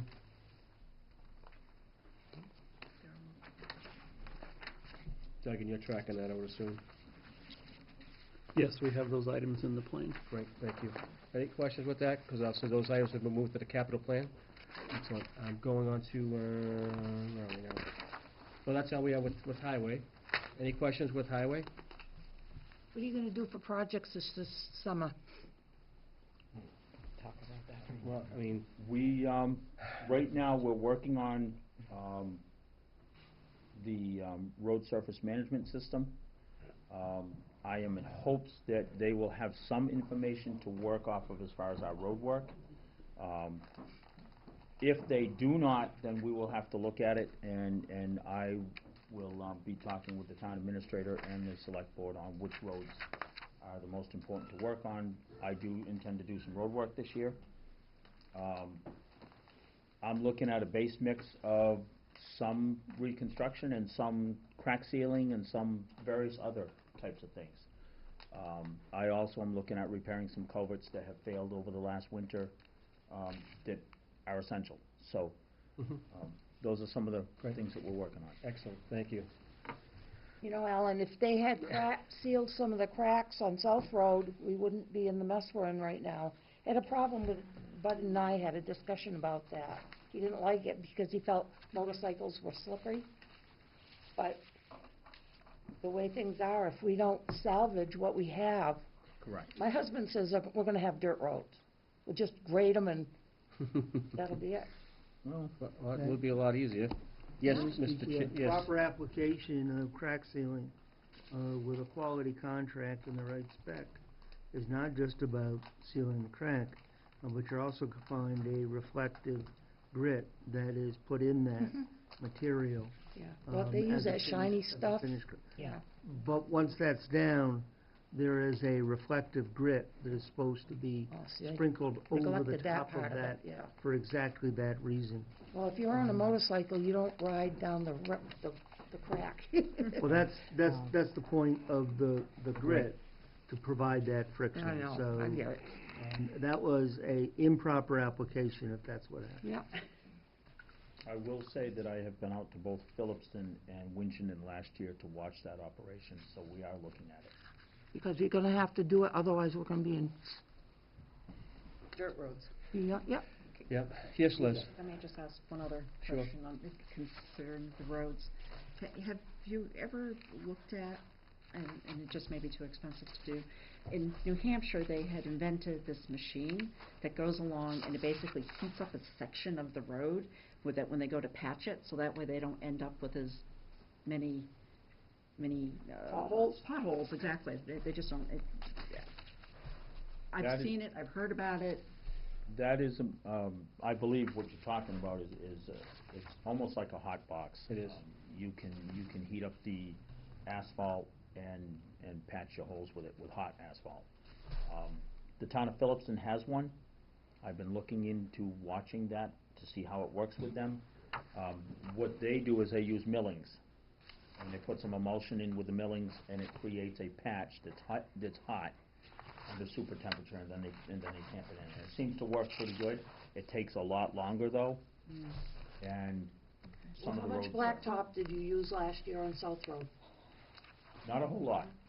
Boy, I don't know, somebody busted their butt doing miles and miles of, but now it's all coming out because of the winter. Yeah. You know, that was a lot of work. Yeah. If you're talking coal patch, we have used a lot. If you're talking asphalt. That's what I meant, color patch. Asphalt, we have used a new technique that we picked up from Winchendon, where we put down a little asphalt and we backblade it with the loader. Sure. And roll it in, and it holds up pretty good. Where I live, the most important person in your life is the highway department. Because if they don't show up in the winter, you don't go nowhere. Understood. Let's move on to, let's stay focused on the budget at hand. So let's move on to buildings and grounds. Buildings and grounds, page 148. Again, this is the personnel budget. Right now, this is an all-level funded budget. It's all non-union personnel.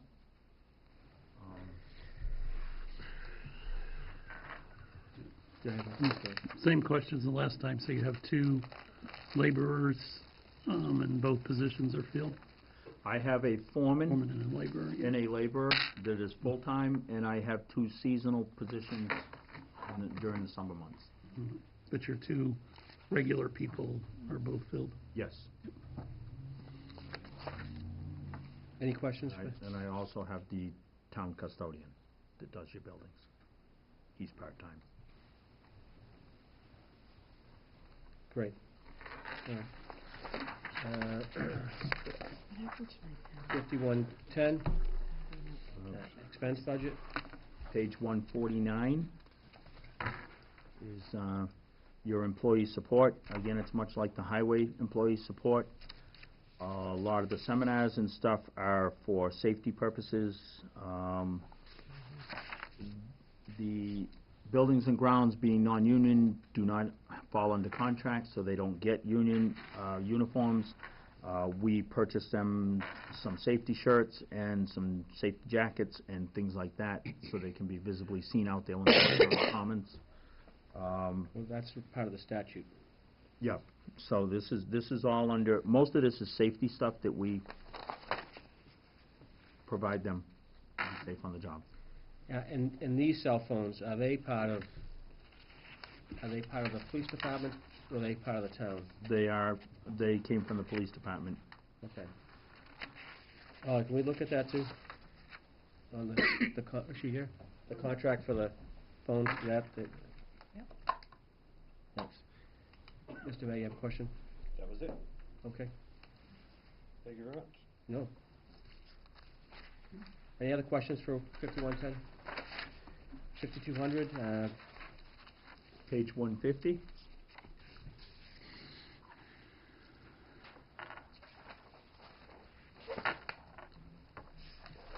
This portion of the budget is mainly all of your town buildings, with your utilities and your, that kind of stuff. right. Good job, Alan. Yes. Mr. Chairman, Yes. I would like to draw your attention to the bottom of page 151, please. You'll notice that all of the electric bills were recommended at zero based upon the last 4 or 5 year history with the light department. However, as we were finalizing the budget, they informed us that they did not wish to provide that any longer as part of the pilot offerings that they were making in the town. And so they initially asked for a 4-year phase-in, and we worked out a 5-year phase-in. There looks like they'll continue to provide the 82, 83 or so thousands of dollars that they'd given us last year, but they want to move to doing it as all capital. So when I presented the budget, I spoke to you of 4 more years yet of absorbing a day a week, a day a year on each salary, and about $8,000 each year for the next 4 years anyways, to absorb the balance of the $32,000 of electric. So I just wanted to bring this to your attention because I didn't try to go back and distribute it across every single building. I just added a lump sum to cover that that change in practice. Okay. Does anybody have any questions?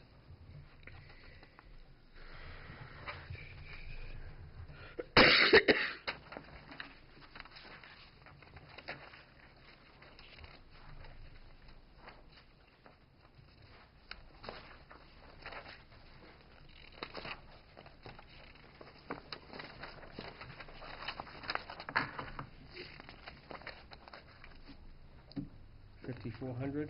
Page 157. This is typically what we use for supplies for a year, mostly doing grounds work and upkeep of our mowers and our smaller equipment, and you know, I broke it down pretty well. Time cards and Christmas lights for your Christmas trees, and, for your tree lighting, that kind of stuff.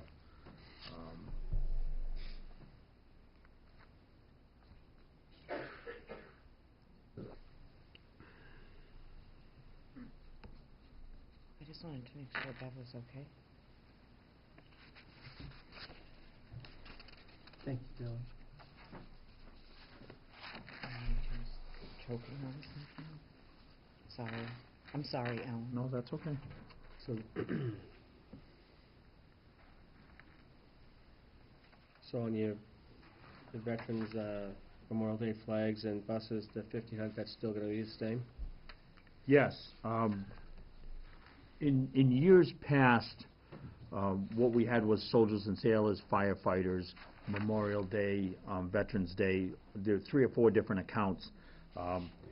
This year, we have just put them under this budget here. Okay. They are level funded, as they were the last year, and I think that's sufficient. Great, okay. And also, just to let the board know, all the American flags that Alan buys are reimbursed by the Department of Veteran Services every year, which goes back into the general fund, but they are reimbursed by the DVS, which is another great resource that we utilize. And I believe last year, the Veterans Office last year actually paid for the bus too, I believe. Yes. We paid for the bus. Yes. The Wilson bus that we did for the when we went around to do all the districts. Right. Yep. Which is good. But again, all that money goes back into general fund after reimbursement. Thanks, Alan. Any other questions on 5400? Just a simple question, Alan, it's probably just, the numbers here and the breakdown from Carter's thing, I'm not sure, but under playground surfacing, Yep. your backup material here shows, like the estimate for 115 yards at $20.97 a yard. Yep. And you got $3,000 over here. Yep. Those two numbers, they don't. It's a hair off because there's two different locations. The estimate is for Houghton Park in Otter River, and I also put in enough to do under the swing set here for the kids to be safe here. And these are the two oldest playgrounds you have with no surfacing. The other two playgrounds in town have the surfacing. So that will take care of that. The 3,000 will actually Yes. take care of that. Okay, Yes, it thank will. you. Thank you, Al. You're welcome. Thank you, Joe.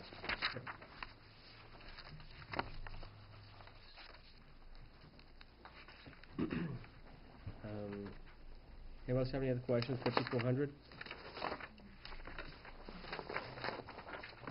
No? Okay. Page 176 is intergovernmental, and under buildings and grounds, we do not have any intergovernmental, so that's just a Yep, blank page. blank page. That one looks good. Page 177 is buildings and grounds other. This is a lot of your request for your building repairs, equipment, that kind of stuff.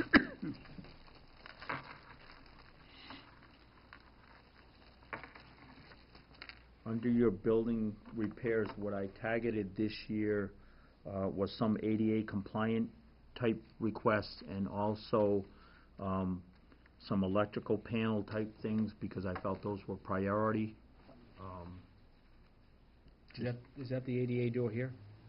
It will be the ADA lever handles and locks on all of the office doors, because your round handles are not ADA compliant. Right. So we would be putting the lever handles and locks on the doors. Okay. We will need to do, Mr. Chairman, in hopefully next year, addressing the main door. Yes. However, that requires probably double this amount. It needs an additional concrete pad, which will require some retaining wall work, and then it will require the power actuated door. Right. And we've got to look at the least expensive way to do that. And then it has to be power actuated on the outside and on the inside. Right. So we will concentrate on the doors into the offices next year. Okay, good. Whose boiler was 12,900? That's public. What's that? Oh, Public Works? Public Oh, Works. Yeah. Like where?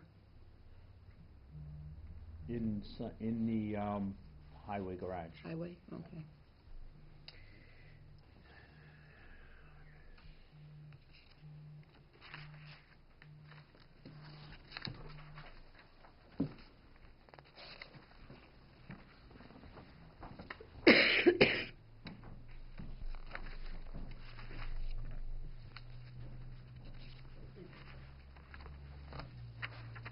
And I believe that's the balance of your operating account? Yes.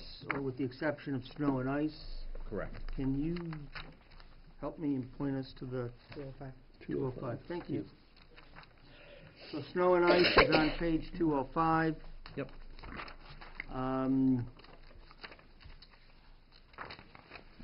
You will find on page 211, where I really want to draw your attention to. We built this and track it going forward. You can see that between FY '12 and FY '17, you ranged from $45,000 positive at the end of the year that you were able to turn back to a $125,000 deficit last year. So what I do is look at the deficit for 3 of the last 5 years, throw out the high, throw out the low, and then we try to close the gap. This year, because of the budget being as tight as it was, we would have liked to have gotten to about 175. We know that's not realistic.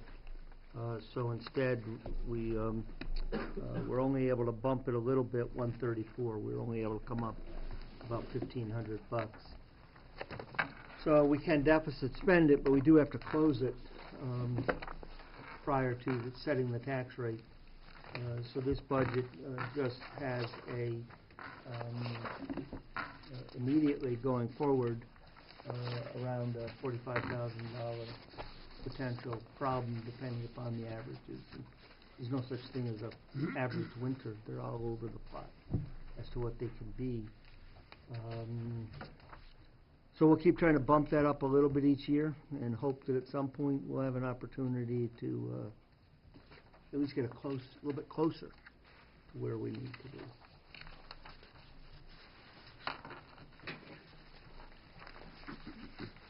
Your capital budget is behind tab 5. And I would like to draw your attention to page 274.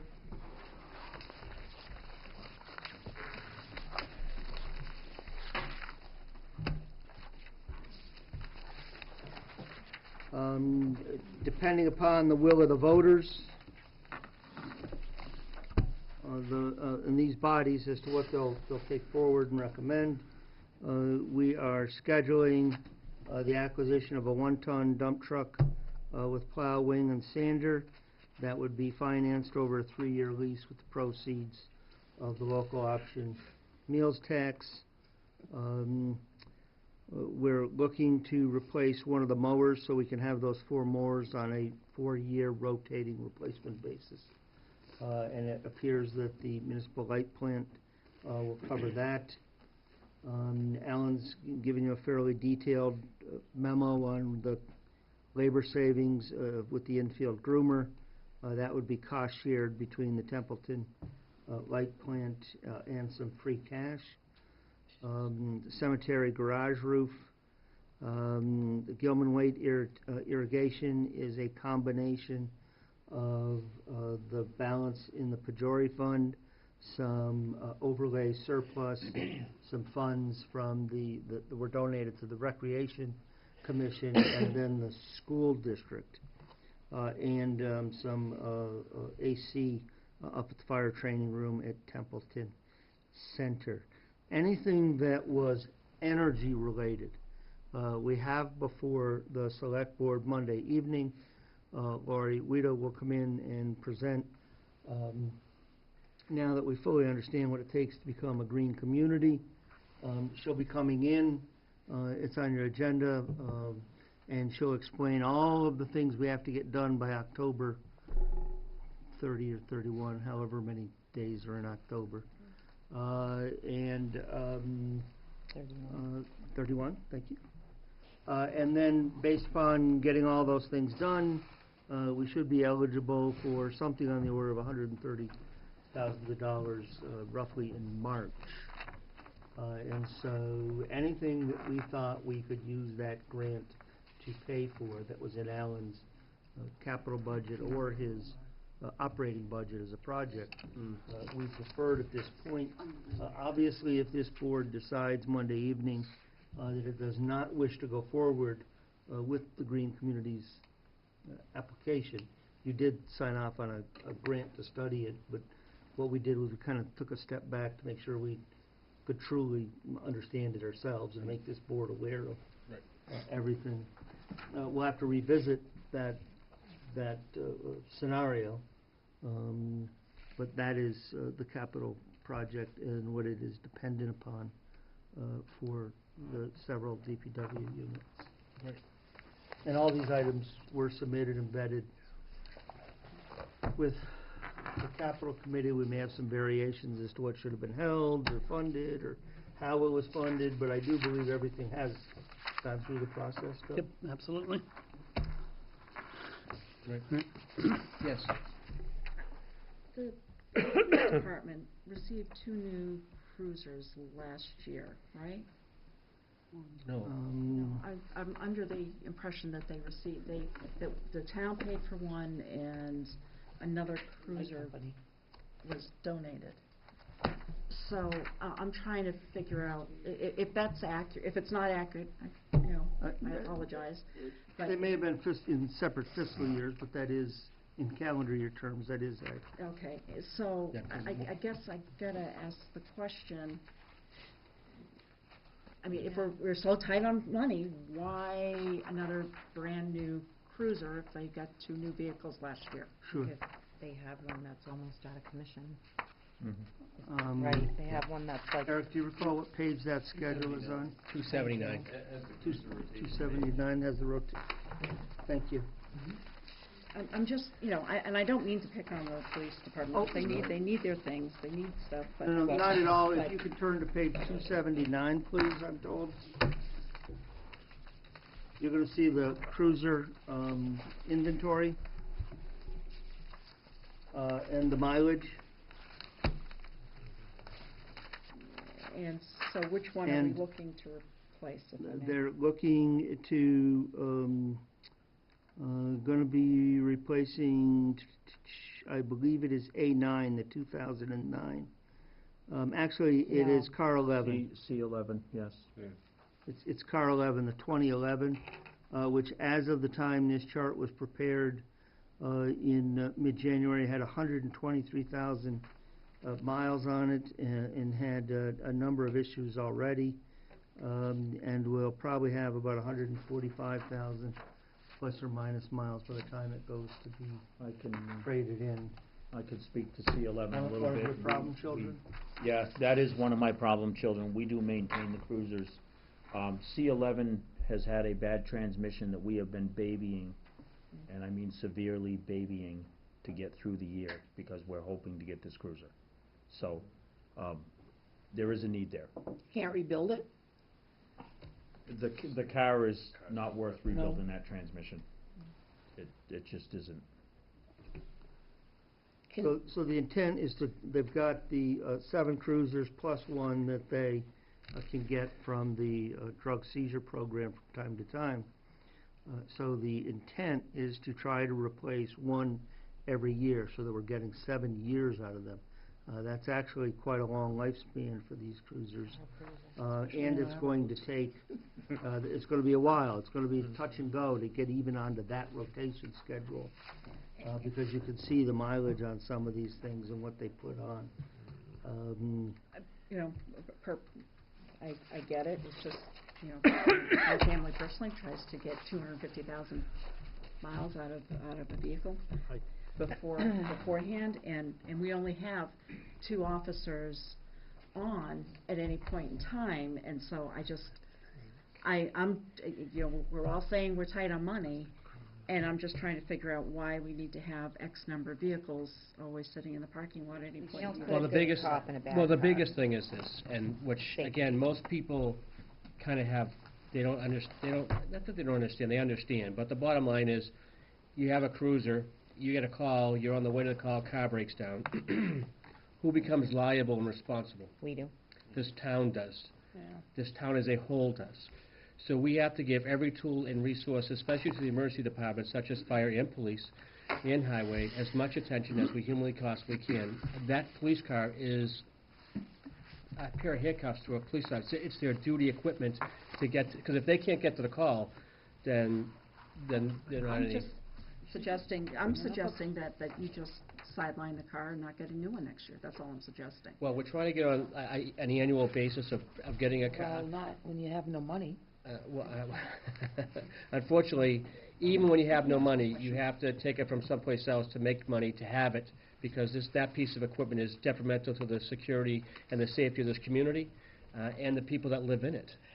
Hey, Alan. We do unfortunately end up at times during the year, sideline a car. Last year, we ended up deadlining one for, I think, 4 months, awaiting the new cruiser.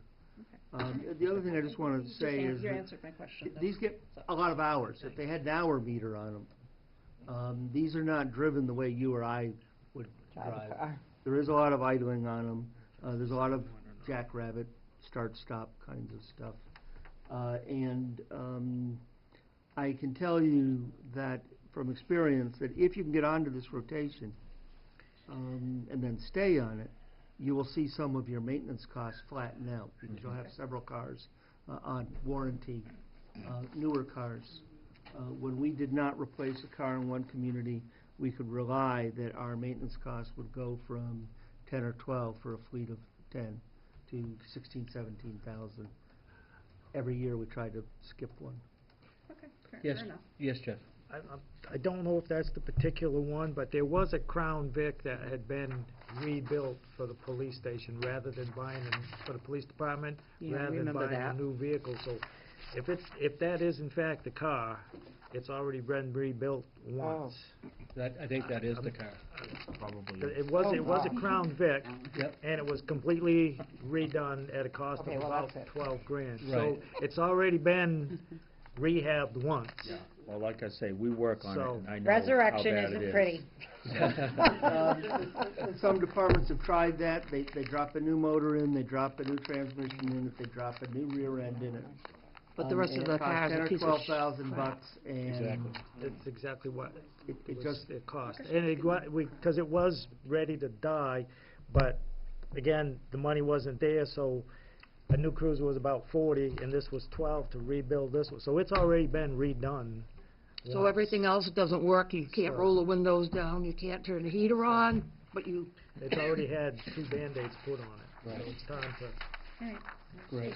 Thanks, Jeff. that's, Thank you, Alan, I hope you Thank feel you. better. Thank you. that's all right. Do we have any other Yeah. questions for the, I'm sorry, Joe. no, it's okay. Do we have any I other just questions? feel bad he feels sick. I'm sorry you feel sick. But, The you only know, thing we're I all wanna town ask is, employees. Yes, go ahead.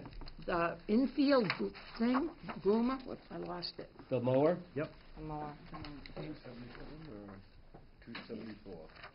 Yeah. Run that past me, Helen. I can't use a lawnmower. You want to answer that, or you want me to answer that? I can try to answer that. Yeah, sure. The infield groomer is a piece of equipment that is specific to the need of infield grooming. Lawnmowers, you don't have the attachments to put on a lawnmower that grooms your field. An infield groomer actually has a rake on it, on the back of it, a grading blade on the front of it. It also has a piece of equipment on the back that what it does is it drags your infield. It also is made so that it can turn pretty good. I have a lawnmower like variation. that. If you watch your professional ball games, you know, on TV, you'll get to see the infield groomer work, and you'll get a better sense of what it does. But what it does is it grooms your infield and makes it much safer for your kids to play on. But we don't have the Red Sox playing here. No, we don't. it's the baselines, it's not the grass. Right. It's the actual infield dirt area that the kids play on. If you would, Alan, if you could speak a little bit to the benefit, I mean, because I was of the same mind on the infield groomer. I was Our like, children are really? pulling it. But speak to the labor and dollar cost, if you would. Well, and that right- changes Would you like the supplemental a little bit Absolutely. better? I mean, I still think there's a couple, you know, I mean, but Sure. I do think it's a no-brainer. They never had one at Narragansett. Just, you know, Oh, I'm just asking. the hours, the man hours alone.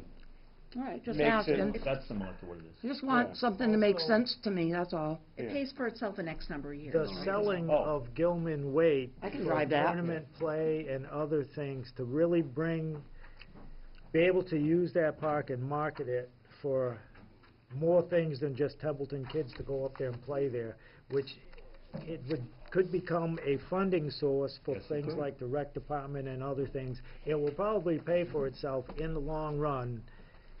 Well, I'd in the rather course ask of a and few know years. than not That- ask. That park is like, there's all kinds of stuff up there, and it's huge. It's a gold mine. And if you gotta maintain them to get some, they're not professional teams, but when you get softball tournaments going, they get a junk field, they ain't gonna come back. If And you have again, been that up could there- pay for itself in just marketing and the use of that field, I and know all take about money for the rec out of the general fund budget, it would be self-sustaining. It's If you've been up there for a softball event, and if you haven't been up there, you need to go and check it out. If Those you- kids are, you don't say they're professional, they play professional. they My play- ex-husband like I said, played for if Simplex for years. they Yes, have Mr. junk fields, Tanzini. they're gonna go somewhere else, and Yes. Bev, if you get a chance to look at pages 275 and 276, and I understand there's my maybe glasses some on. question about it, Alan has attempted to show you how many staff hours they currently spend doing it by hand, how many staff hours it will take them if they do it with this machine. And they will not only be able to, instead of doing it once a week, now be able to do it twice a week. He thought 5 days, but we had that conversation. Well, I don't have any problem with this. And put some hours back onto the schedule for the Other many maintenance. acres of parks and facilities that are really under-resourced as it is. Well, I'd rather ask and know, so people that are watching this today, tomorrow, the day after, are gonna understand what it was. Yeah, and I think he's tried to do a fairly good So job I'm of not setting against that it, up. I'm just asking. Thank you. Any other questions? So, Mr. Chairman, with the exception of that follow-up from the Sewer Commission, we did get a chance to look at the original submission. It was 90, but we'll await whether or not that number has moved Okay. since their submission. Now, I believe we have gotten back to you with the answers to the questions that have been raised during these reviews. If there are additional questions, send them to us in email. Mr. May sent me, I haven't even had a chance to read it yet, Bob. An extensive set, and that's fine. It's part of the process. But if we can get those emails preferably Yay, Bob. by Monday, we can try to work on them to have some responses for Tuesday night. If the groups have some energy left, I really would like to try to talk about prep for Tuesday night and Sure. for the schools. Please. Mr. Chairman? Yes. Before I leave, I would like to commend both the groups. This is so nice to be able to come as a department head and present a budget before both groups one night, and so, from my standpoint, this is really nice. Thank you, Alan. Okay. We Thanks, Alan. appreciate it. Thanks, Alan. Thank You've you. done a Thank good, you, Alan. Alan, you've done a good job. Do you want to take a 5-minute break? Please. Yes. Okay. I'm And then gonna- let me set up. Okay, I'm gonna take a 5-minute break in the session. Yeah, so that was in the. Thank you for the break, I appreciate it, well needed. On my Kindle. Okay, here we go, Here we go. Carter's not. Carter, what do we got? So, the two big nights next week. Tuesday night being the public meeting, I certainly hope we get some good attendance. That's at 6:30 here in this room.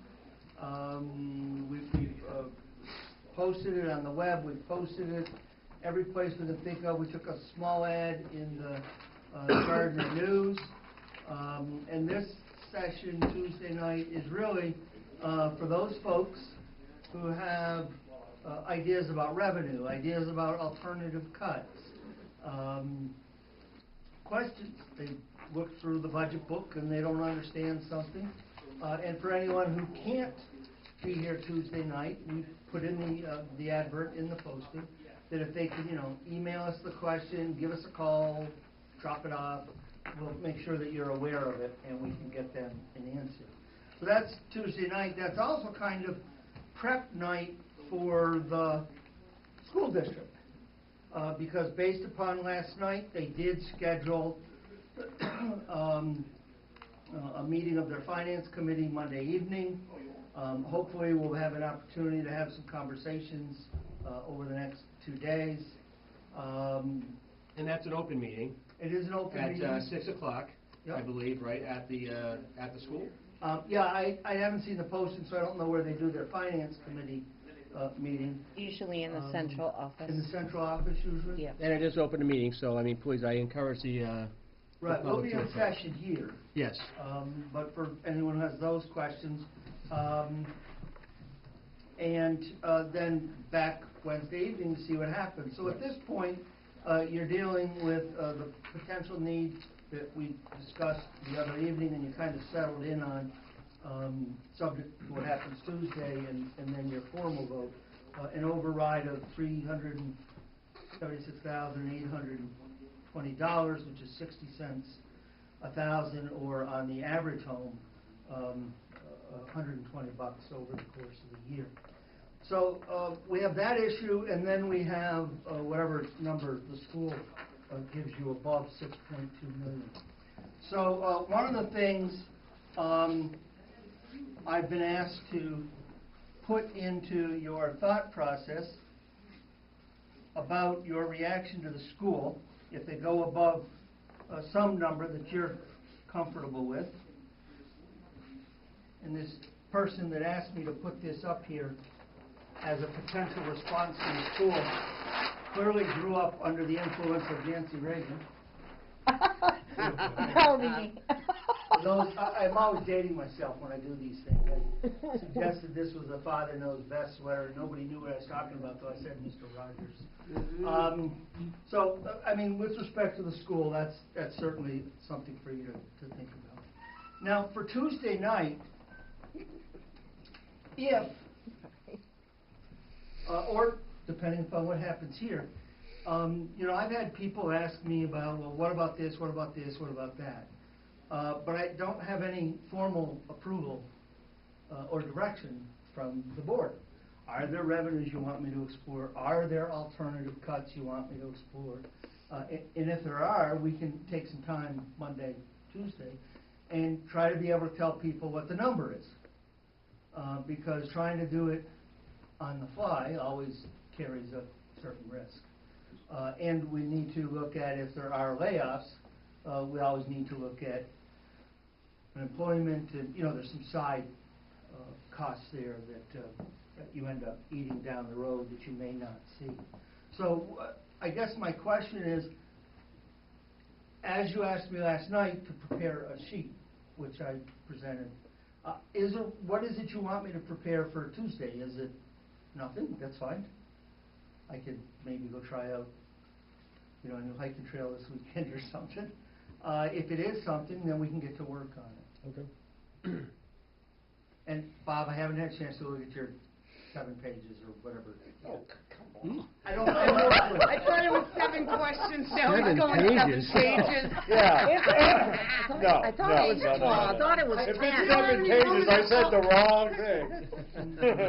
You know, I'm like bustling through the office, and Eric says, I'd kind of like Bob to know said what some of something. Bob's questions are. Did you have those? Well, I think we should, Oh, that's more crap than I said.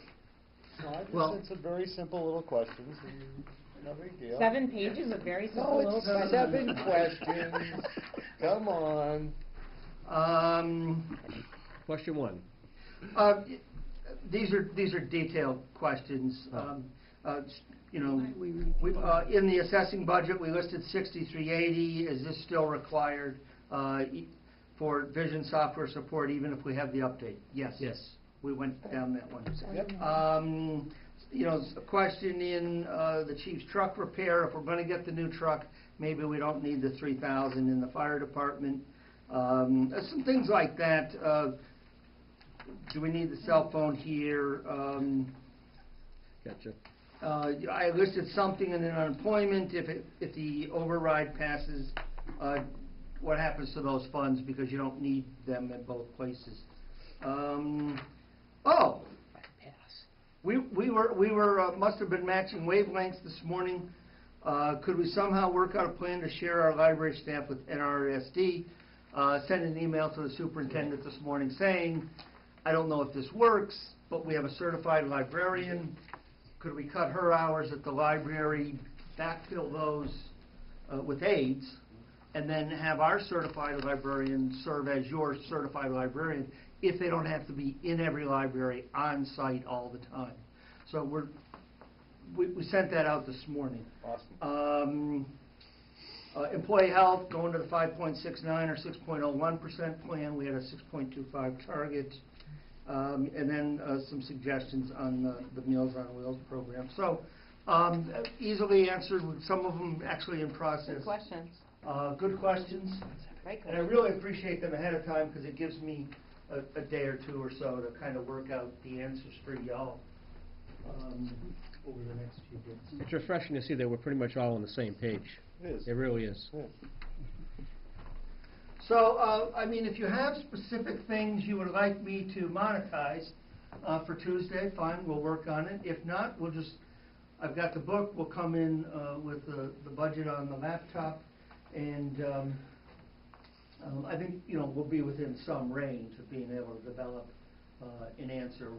It won't be, tied right down to the penny, but I've got some pretty good fluency in terms of what the budget items are, and can usually do a pretty good ballpark. Right. So as if I can, so as I see it, we really have three options. We say no and do the 1/12 budget thing, or we do an override, or we cut. Yep. Really are three options. Well, Are option there other 4 is options? we're able to reach some sort of understanding. Right, yes, provided there's not a Groups that I compromise, consider yes. to be your partners. Yep. You're all serving the same client base. You all have the interest of the community at large, I think. So, I mean, my best hope is that we can find, even if it means you provide some sort of backup plan, which is always subject to the will of the voters. But my hope is we can have some conversations and find a way to close that agreeably. Right, yeah. And like I said last night, I think there's room for compromise. We have to come up with a solution. But if it doesn't change, those are really our three options, right? Well, yeah, I will tell you that if you go, if at 6.2 you start having to need some real cuts someplace. Is that 6.216? But basically at 6.2 you're into needing to make some real cuts. And where would, what is the will of the board? Like, where would those cuts be, and how much money are we talking? For me personally, we have two fronts. We have the front of the Narragansett Regional School District that we're trying to, our partners here in Templeton, trying to come to some type of reasonable solution, which is, a $480,000 difference. Then we also have the Advanced Life Support Service that's out there, that's in jeopardy of not being funded based on the fact that, again, leadership, knowledge, rate changes. I mean, a whole bunch of calamity of things that should have been done that weren't done, and obviously myself, I take responsibility greatly. So even if you fix the one with the override for the 376,820 for the ALS service, that still leaves you the issue of the Narragansett Regional School District. So even if this override gets approved, and ALS is great, but you're still going to have a deficit of about 200,000. Well, so let's start with the 485 that they're asked for an increase, okay? Yep. We had already programmed in 150, roughly.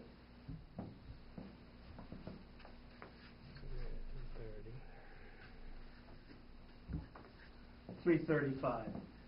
By reducing the overlay, allowance for overlay by 45, which still has some good safety factor for us. It's not where I'd like to be, but it still has some good safety factor. Right.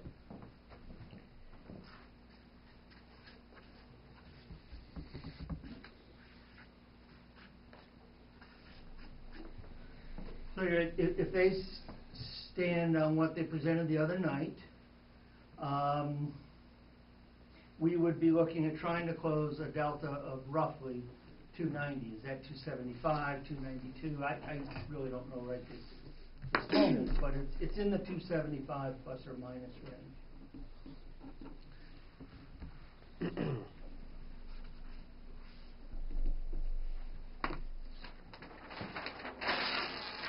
And the school department has all this information as well, so they know where we stand. And obviously, the entire book is actually online, so if the people want to see, they can actually see the numbers themselves, kind of like the books we have in front of us. It's online. It is. So then the real question is going to be, well, let's not even talk about the override for ALS, because obviously it wouldn't make any sense to have potentially two overrides, one for the school and one for ALS all at the same time, because me, as a resident here, I'll be like, there's no way. The more you complicate the ballot, the more Right. difficulty you will have in getting in. That's right. Now, you may still, forget the school district for a moment if you might.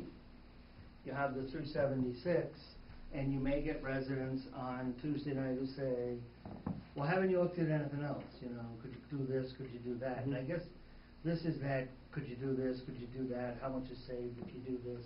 How much new revenue is you saved if there's revenue if you bring if you follow through on Diane's question, if you bring the sewer collector in-house. That's revenue, because you get paid for doing it. And you have sufficient staffing to do it. Right. You don't have sufficient staff to lay people out, but there's probably enough, particularly if you can time the bills so that they don't go out the same time the tax bills go out. So I guess the question is back to, is there anything that you want us to prepare numbers for Tuesday night? Is there a presentation you like us to prepare for Tuesday night? What tasks, what do you want to task us with for Tuesday night? I mean, I'd like to see worst case scenario as far as, I mean, we're talking about a 290 potential cut. I mean, that's whole departments. No, he's saying forget about the school department. Are you going to talk about both, or just do the ALS? Just ALS. Just ALS. Just So ALS. they're gonna. I think that people are going to come in and say, you got this override, why didn't you look at something else? Yeah, And frankly, let's that forget exercise of the something else, right. if the school sticks to its number and you got to close this gap, that discussion works as something else, and it works as plan B to deal with problem B. I think they really blend together in some ways, Jeff. So I just was curious if you were going to attack one or both. I mean, my thought is, we can make a brief presentation if you like about why we're at 376. And then if people ask about alternatives, if we know what alternatives you would like us to consider, we may have some time to get some numbers ready. Yeah, otherwise, we'll do the best that we can, working out of the book, and we'll be within some degree of accuracy. We have to discuss alternative. They're going to ask, what alternatives did we consider rather than an override. I did look at the budget book, and I did take 5% from each department, which narrowed the gap to about $327,000. But that's 5% from every single department, and only brought it to about $327,000. Yeah, but that's every department will be cut 5%, which again, we're talking about options. So that's say option one. 5% from each department brings up to $327,000, which is still doesn't fit the gap of what's needed for the fire department. And the challenge is that across the board cuts, especially in smaller departments or departments where you want to keep fully staffed. So if you want 5% out of the police department, let's use that. What's that total number? About $1.1 million, give or take. Right. So that's $65,000. That's right. But if you don't want to take it out of the staff side, which is roughly $650, $675 or something like that, then you have to take it out of all the supply side, and some of those are fixed contracts. The other challenge is you can't take 5% out of debt, and you can't take 5% out of, for the most part, the insurance and benefits, because Worcester Region Retirement's fixed. Right. Public officials' liability, property, fixed. A lot of those costs are fixed. So once you take them off the table, you have to look at, is it an 8% across the board? Is it a 10% across the board? I don't know where it goes to. Right. But there are some things that are simply untouchable. Understood. I mean, Well, that's it why was- it's raised. I'm sorry, Let's John, go I ahead. didn't mean to interrupt. So it was asked of me, why don't you just take the 376 and split it between all the departments? So that's, you know, how many departments do we have? Building and grounds, and so I just used like $35,000. Well, the rec department doesn't even have $35,000, so they would be closed. And then I think in the beginning, when Cameron said, you know, we're holding the ALS department hostage, and we're just mothball everything, so if we were to close the COA, if you wrote that down, if we were to close the COA, so we would lose the formula grant, we would lose the MART, and really a lot of their expenses are reimbursed. So that, including salaries by a certain percentage. I don't want to make it seem like that's also really, when I looked at it, we would lose all that. So the point of closing is we would have an empty building that we spent how much money on. So, okay, so we close the COA. Which isn't complete. Then if we close, then I said, okay, so then he said we mothball the library. Well, they have a, if you write down close the library, they have a $300,000 gift that can only be used there.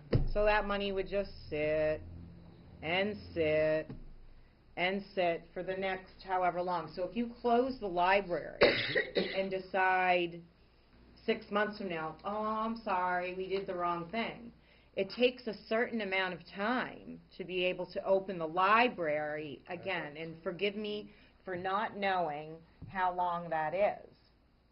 So, and then we would have to close the rec department, because that was the other suggestion. You close the rec department. So when I added all that up, it didn't even come to the 376.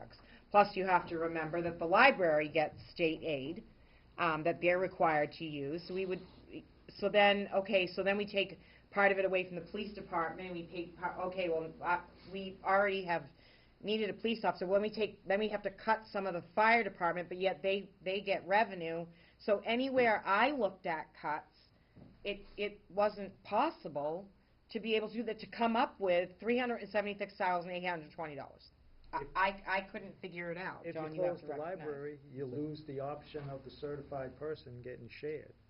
I'm sorry? If you close the library, Oh, you're yes, also and going now to lose with the Bob's option suggestion, of Yeah. try to making a compromise with Well, the school. You know, it's just right, so gonna then, cut this, then it's going to ripple It's just down. gonna trickle, it's like just this, gonna like this, continue like to this. trickle. right, but then again, you have $300,000 that we could never, ever use. Is it the Nordstroms who gave that money only for the library, and then they gave money only for the police station? We can't touch that, and it's specifically written. So, I'm sorry, John, other No, it's people good. want to talk. Yeah, Liz, go ahead. I don't know if this is even an option, but is there any way we could combine the two, the school library and the public library into one? That's what And- Bob said. Yeah, which It's is. already been requested, an email's been already sent to the, to Just Dr. the Kosovo. librarian. Oh, all right, never mind, sorry. Yeah, If they the are. question is, can we combine them physically, the answer is no. No. We actually tried that with a couple of community schools in one community, had an exterior entrance and, tried to segregate them during the day, and it didn't work well, and that was before everybody had this heightened paranoia of everything. But I think the idea that Bob has raised, and if you're asking about sharing the librarian, but I think that might have some possibilities if it works for the school. Let me just say that if these aren't things you want us to look at, we can do it, and we can monetize it in a couple of Yeah, fashions. I think. We can monetize it with a complete closure, and we can tell you when you close it what the surplus property insurance plan is going to cost you. You think that's a good idea to do Unless that? we use it as cold storage. 30% of the building has to be used to be Understood. actively Yeah. engaged. But yes, I mean, So, we can look at it as a complete closure, we can give you those costs. We can look at it as, elimination of staffing and perhaps programming support, but the building stays open, it stays heated, it stays cleaned, it stays, and then perhaps some volunteers. I'm not commenting on the merit of any of these proposals, simply trying to sort out if there are some things you would like us to come into Tuesday night, so that if somebody says, what about this, we can say, yeah, let me get this slide up on the wall, let me show you what that cost is, and there's kind of two ways to do it. But I really don't want to go, me, trying to figure out what all those things might be and put all that effort into it if they are not things that you are open to considering. Well, I would like to see, if possible, if it's going on paper, I mean, everything but police, fire, and highway, what the cost would be. And that includes rec, that includes swimming, it's 40 years it's been here, swimming? Rec is, It's short money, it's like 10 grand. $9,656. Yeah, that's right. Can't do that. You I'm know. sorry, Go can I ahead. ask? Yes. I would not even want to look at rec, because rec was gone. Yep. Already from a budget in this town. Mm-hmm. And it hurt our children directly. Yeah. So I don't even want to put rec up there, because to me, it's chump change. Leave them alone. They are finally rebuilding. They have volunteers coming out of the woodwork to help out with a beautiful area at Gilman Waite. I don't even want to look at considering rec. Truthfully, that one That's is me. so nominal that it's easy Yeah, for me to monetize that one on the fly. It's There's just no nothing punishment, there. There's no Take it encouragement. off. I can do that one on the fly. So am I? Well, that's just how I feel. I feel Yeah, like they were gone It was for a just while. a suggestion that was made, And- so I was Right. looking at all I that. just think they're too small. This is huge. Some of these things I can monetize on the fly. If somebody says, Okay. how much do you save if? If somebody says on the fly, how much do you save $9,800. if? There's your answer. That's pretty tough to do, sitting at the Right. chair on the back of an envelope. Yeah. Because you've got revenue considerations. 'cause I have revenue whatever we considerations. choose to cut, you've got I have to decide how unemployment, to I affect have that. surplus properties, I have building closure costs. You don't just walk out of a building. Right. You know, you've got costs to shut it down. So this one I can do on the fly, Yeah. if you want me to take that one off. for Yeah. now. I'm comfortable with that. I would appreciate that.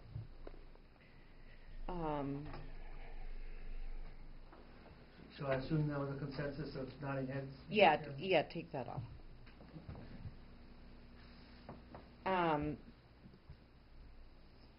God, it's just, I mean, we have no choice. Hey, I don't understand why you're all upset. This is the same stuff we've been going through I know. 20 years.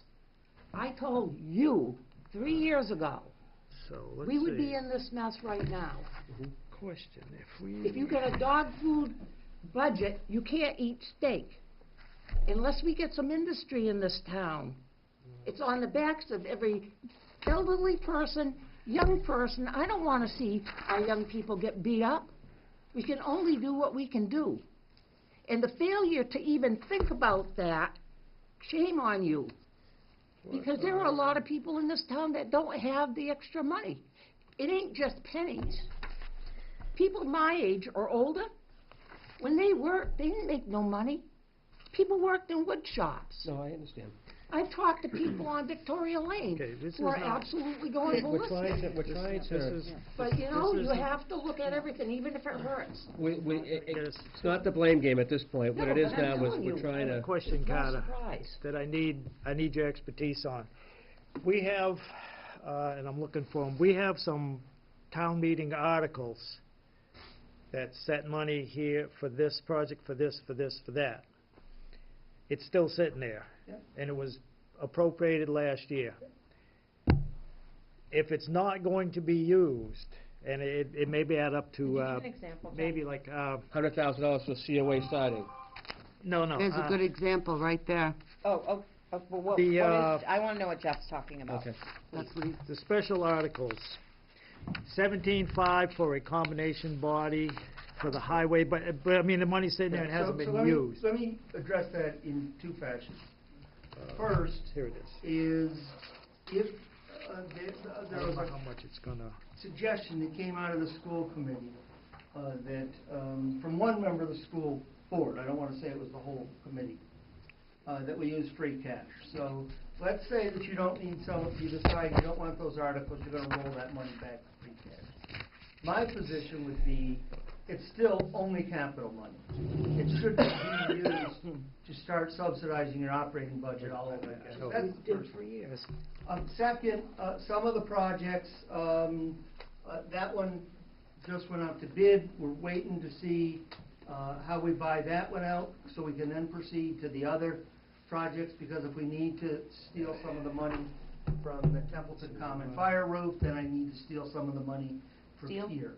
One of the projects, Jeff, the 17.5 on the combo body, is actually combined with the 160 on the six-wheel dump, 177.5. That truck is under contract, it's been ordered. Unfortunately, it takes almost 10 months to get it, it won't be here till November.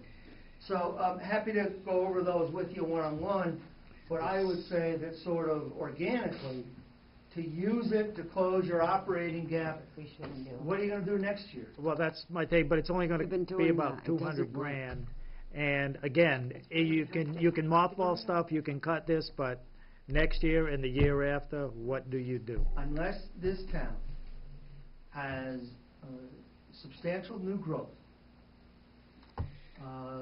or You drive there around is and it don't look that substantial way. increase in state revenues, or there is substantial cost savings through regionalization or shedding services, this is a cycle you're locked into. Been here I 20 don't mean years. to be David Downer, but Oh, it's, that's the reality of it.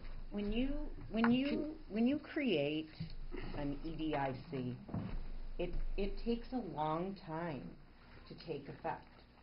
And that's how that works. And Gardner used to have a lot of business too. And they have an EDIC, and it's just now starting to come into play, and it's been a long time. The same thing for Orange. The same thing for Athol. Everybody can say that we should have had them all, but that's not true. They could not get the grant to bring the sewer line from the center of town all the way down. Now we're creating an EDIC, and we've only had one applicant. One applicant, and that is it. We need people to come along. We don't even have all of our committees done. In my opinion, this is the first time, again, I looked at it, in 20 years, that we have good books. Thank you very much, Kelly. Thank you to the staff. Thank you to Carter. Thank you to the board for supporting all the things that we've done. I don't think that this is like this astronomical budget. We have some part-time assistants who've helped. We have, this is not so, you know, really the other places that we have to cut, we have to do away with all the assistants. We're gonna go right back to where we were before with No, not at this time. nobody. No, With no help in the finance department, Because we with did no that. help in the, you know, so, you know, emergency management, $1,000, chump change, leave it. Developmental services.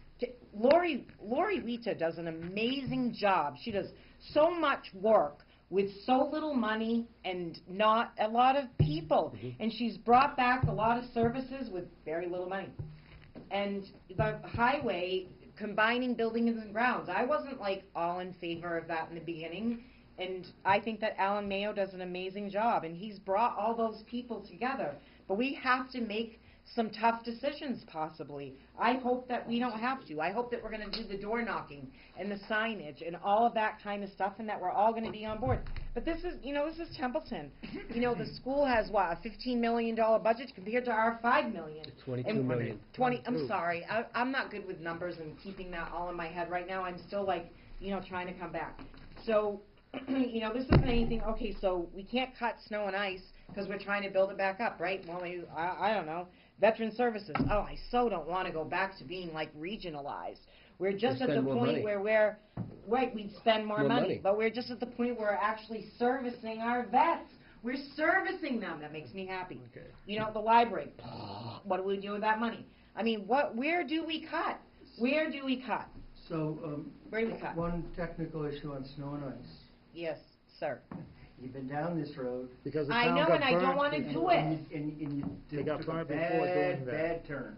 Yeah, that was awful. Remember we said we tried to bring it up, but you don't wanna go too far. But Trying to it's worse. If you cut it If below you cut it the below law, the current year's appropriation, Yeah. you cannot legally Yeah, deficit spend. I know, And it, so, we did, the right, town I'm did not it saying once, to do that. out in the early 2000 something. It was done once, and then when the mistake was caught, it was old crap. So, if it's the consensus of the board, I can prepare numbers for closure, which are mothballing numbers. I can prepare numbers for closures, which leave the buildings open. And some sort of, I don't know yet, I haven't figured that part out far ahead. But even, go ahead, Chris, I'm sorry. Because you're looking to the board to come up with ideas, and in your professional opinion, what would you do if you were the board?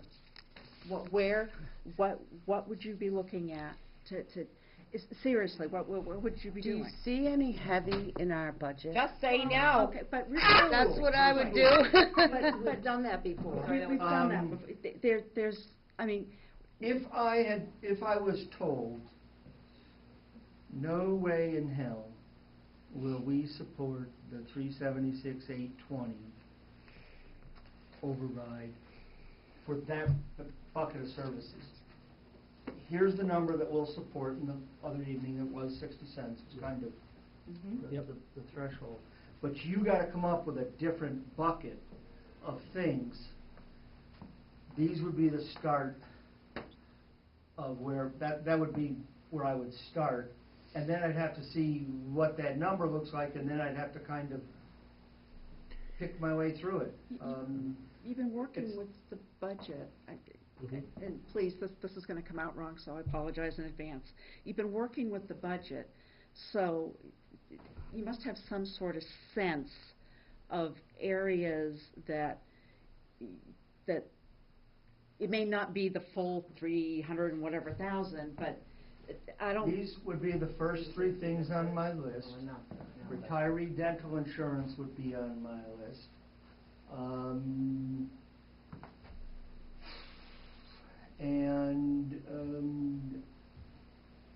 I'd have to go back in and start to look, because after that, there is no easy Go to the 35%. solution unless you really start to go backwards again.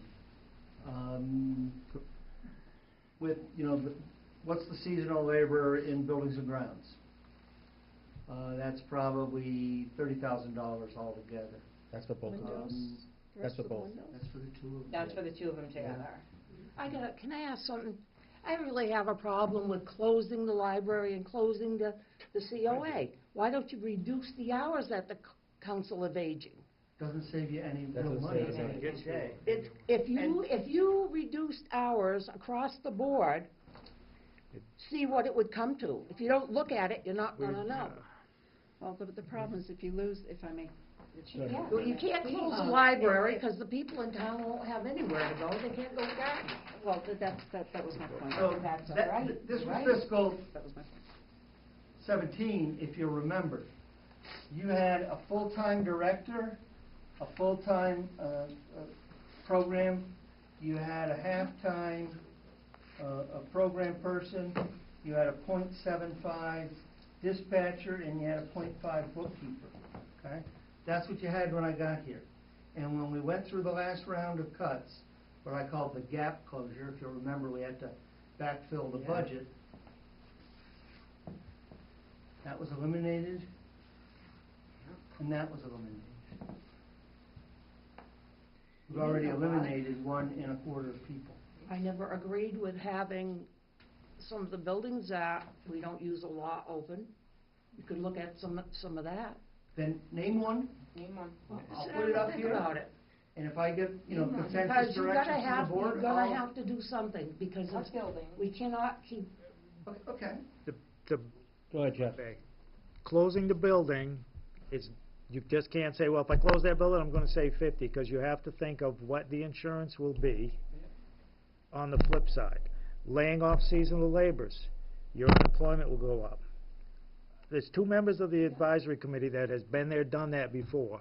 And laying off it's an easy target to lay off the assistants. It doesn't get you anywhere near where you want to go, and it affects fixed costs such as unemployment. It's, you either do the override or the ALS is going to go bye-bye. And you're going to have to consider the other options to get ambulance service. An intermunicipal agreement with another town, which It's not gonna happen. is, you know, or you can have a contracted private service to pay the town. Whether the townspeople are going to vote for that or not, I don't know. But doing the chump change cuts, we've been there. I was on the Doesn't Board of work. Selectmen where we Yeah. had to do this, and we cut people's hours and cut their pay. It was hard, and we got $140,000 to close a budget back in for 2012. When the school come up, we were lucky we got, I mean, we were fortunate we got an override, but then another 500 come along, and that was 7 weeks of the town closing, and that affects things like That's why the people roads don't leave get fixed. or unemployment. So the little easy targets of like cut hours here or Well, you gotta do figure this, something it, out. it doesn't get you, you need some big things and some hard big things to close. When you Mr. have, Chairman, if I Thank you, might, Mr. Chairman. Yes. do you have any large things in this town that you think that we could do to close this gap? Because I couldn't find any large things in this year's budget. I Large just, things would be like, you know, We're- departments. I mean, right, I mean, honestly, we're short at our police, we're short pretty much at our fire. Which Our bites you in the highway butt department, they're driving years down the around, road. you know, skeleton vehicles. I mean, where do we cut? Like a big cut. I agree with you on that. That to cut a little bit here and a little bit there and a little bit here, it doesn't work. It's not gonna get you to the number you need. We need to cut one big thing, but what do you cut? But what I can We don't have do- any big things. I'm sorry. I'm sorry, but we don't. But what I can do, and this might not be a bad exercise if the board would like me to go through it, there are gonna be some people who say, why don't you just take it across the board? I had I said think that, there and is we no looked- board. we looked at it. I think going through the exercise to try to show people, okay, here's the 8.2 million. Take away the 1.6, 1.8 for debt. This is what's left. Take away this, this is what's left. Now try and spread, let us show you what trying to Yeah. spread that Good new exercise. number That's good. Yeah, that's good. across That's that perfect. base. And imagine trying to apply those cuts, and then we can look at some of the departments with fixed costs. And that was interesting exercise, because I asked Eric at one time to look at, you know, doing some lump sum cuts, and he came to me and he says, I said, well, Eric, this looks great, you're gonna cut $3,000 out of 64,000. 50,000 that are fixed contracts, that means you're left trying to take the 3,000 out of the 14 or 15. You know, and then the minute I said that, I was like, okay. But I think that's not a bad exercise to go through, if you would like me to go through it. Yeah. I'm trying to narrow down what to spend my time I think on. that sheet that you also presented last night is a good, like the bucket sheet, like that sheet, the sheet that you gave out last night that shows for that, that sheet needs to be used as well. And you already, So I have yes, that sheet. yes. It is And that's already been done, so you don't have to do that again. Is that review of what Can I see base that, please? across the board cuts actually gets applied to, is that an exercise you would like me to go through? Yes. Yes.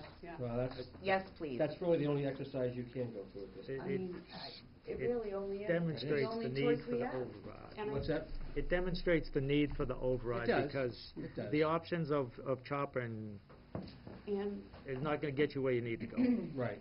And it hurts you down the road But 3 years. When you do that, I think it would be important, as you do the departments, that so you have their budget, okay? And The this total. amount is fixed cost that Right, cannot be right. eliminated. That's- And this is I'll try to go through that this is in the a- variables that can be. in a fairly simple, so Yeah, I don't yeah. get people glazing over. Can I mention something? You know, today in the before I forget, my brain don't work. Today in the Telegram, there's a really good article about some of our state people trying to push to get more money for regional school districts. There's a big article in there, so if you read it, because we're not the only town that's in this mess with a monster that you can't keep full. So try to check it out, because it was in today's paper, I know it was. Yeah, Senator Tran, I actually had some nice conversation with him.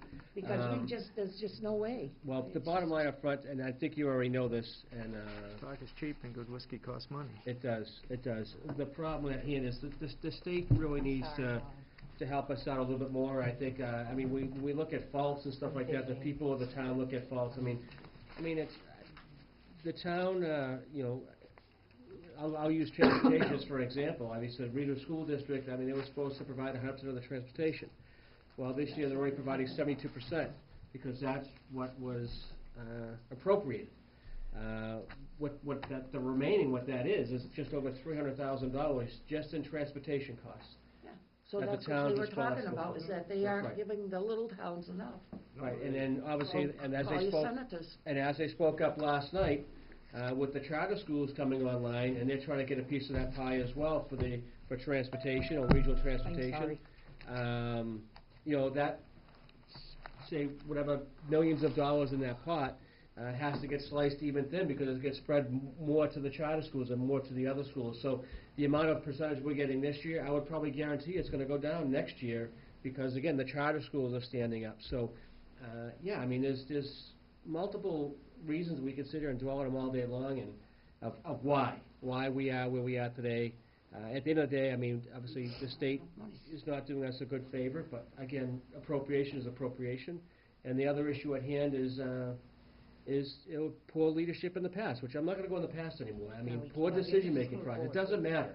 But the bottom line up front is, I mean, we're at $16.72 a thousand, and I keep saying it. I don't want my taxes raised either, but when you have everybody around us, Ashburnham's at $23 a thousand. Winchendon's at $20 a thousand. I mean, I can go on and on. Everybody that touches us is over $19 to over $20 a thousand. The sad part is, we don't have nothing to show for it. We've got roads you can't even drive down. We've thrown so much money. Because we're at $16.72 per We're way on 252. So if you get a chance, That wasn't us. And 252 Balderville Road, I'm going to tell you, it was a business mistake. But again, I wasn't here, so I really can't account for that. But all I can say is that's in the past as well, and now just We're still driving eating forward. it. Excuse me? We're still eating it. Well, that's paid off now, so we're all let me set. just touch, but you're at your levy limit. Yeah, exactly. Okay? So all that money that you keep talking about spending and wasting kept a lower tax rate. Yep. Yeah, free You cash. didn't buy any equipment, And you didn't get good roads. but you're at your levy limit. So you could have all that money back today, and it's not gonna do anything for your operating budget. And that's really important, because you guys, you keep beating yourselves over that, and those were horrible mistakes. But frankly, they would not have changed a bloody thing, other than you have a little more money in your capital, you have a little bit better equipment. They don't change the operating budget. So I really think that's important.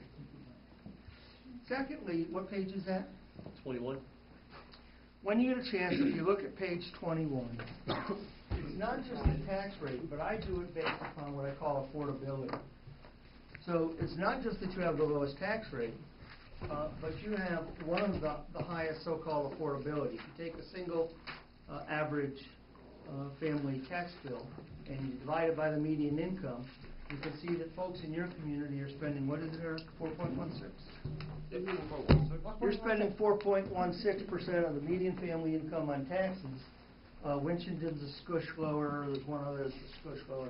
Everybody else is in the 5.5, 5.6, 6, 11, 12. So even if your taxes were higher, you'd still be fairly affordable. So finally, Mr. Chair, and if I might, here's what I'm seeing, that I will have the NRSD handout. I did get a comment or two that I think would approve it for Tuesday night. I'll take those. I will try and do some sort of, simple, a simplistic handout. I will prepare savings if we were to do a closure of the COA in two ways. because you gotta look at unemployment, you gotta look at surplus properties, closure costs, you gotta look at all those things. I'll do the same thing on the library, and I will prepare an estimate of what the base is if you were trying to take it across the board cut. Okay. Everything else, we will do on the fly. By all the people that I'm hoping will attend Tuesday evening here in this room at 6:30 p.m. And that's all I got for today. Can I just make one other comment for the public? Because it seems like we're, I don't want to seem like we're trashing our partners. The school's budget does have merit, and they have made a lot of cuts through the years, no different than we have. I would like them. The one question that I didn't ask last night that I had forgotten to, and I wish I would have, just like we have collective bargaining agreements, they have collective bargaining in our teachers' union as well. We have started to institute a 65-35 ratio for health insurance. So at least that's what we are planning. Is that an accurate statement? Yep. I'm wondering if they're doing the same, and they would have some savings. And I forgot to ask that question, but they have laid off a lot of teachers. But and the other thing is could the high school, where they have a lower student-teacher ratio, where the 5th and 6th grade currently is still in the same school, and at least the 6th graders will still be there. Is there any sharing that could go on? And I forgot to ask that. But again, they've made cuts no different than we have. It's just their budget is way larger than what we have, so their percentage is way larger as well. But it's just, that just still seems like the us, them, and that's basically what the state has set up for us to fail. It's definitely for us to fail. But I think that's like really all I want to say on that, and I'm not going to belabor the point, and the just say no was me. So thanks, Carter, for that. And I think that, I too, not unlike Alan, have been happy to have all these sessions together and to hear from both sides ideas and, and to talk things out, because that's really the best way to do things. And that everybody should send Carter their questions, concerns, and whatever, because it's really the only way that we're going to accomplish this. And I think that we have to push to have the override pass. And I think that, this is the time to talk about the override and why do we need it. And I believe and I hope that the fire chief can be here to explain truly, and I believe it should come directly from the fire chief, of what would happen with not having an ALS. It should not, not to say that I don't think that you can do it, but I think that it should come from the fire chief to explain exactly what would happen. It's not, can we get it back after a year? I don't believe that is an accurate statement. So, and that's, it's not. So it's just a matter of, and to make sure, and I think Monday night is going to be a large meeting as well. So Help people come. They need to. Yeah, and I agree with you, Bev, in that, we get the government for the people who come and who vote, and, we can't just care about one thing. We have to care about all the things. We have to care about the school budget. We have to care about the town budget. We have to care about the capital budget. We have to care about the, so don't just, we don't just come to town meeting and go, oh, okay, so my part's done, see you later. That's really not how it should work. Amen. We should care about all of it, because every little piece affects everything down the line, just like Jeff, it's a trickle-down effect, and it affects everything.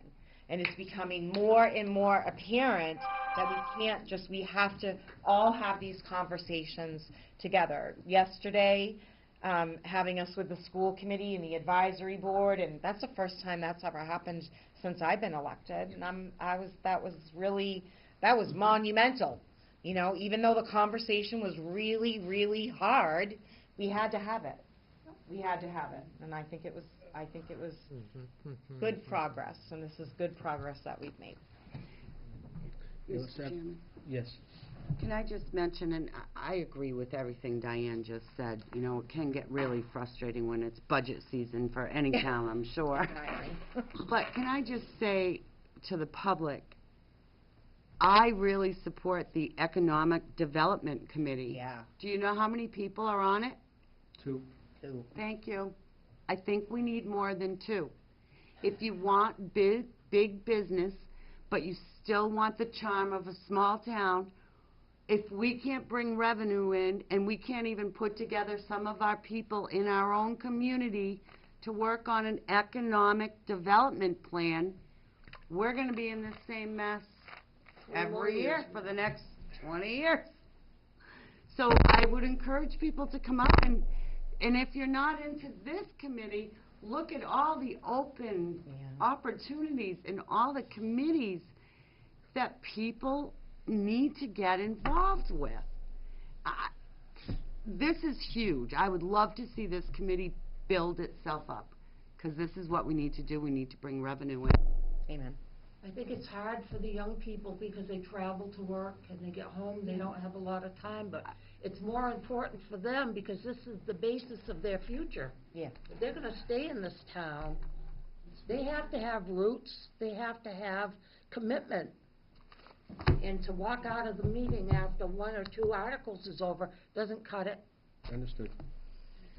Yes. Yeah, I'd just like to say before this is over, that this experience has been enlightening to me.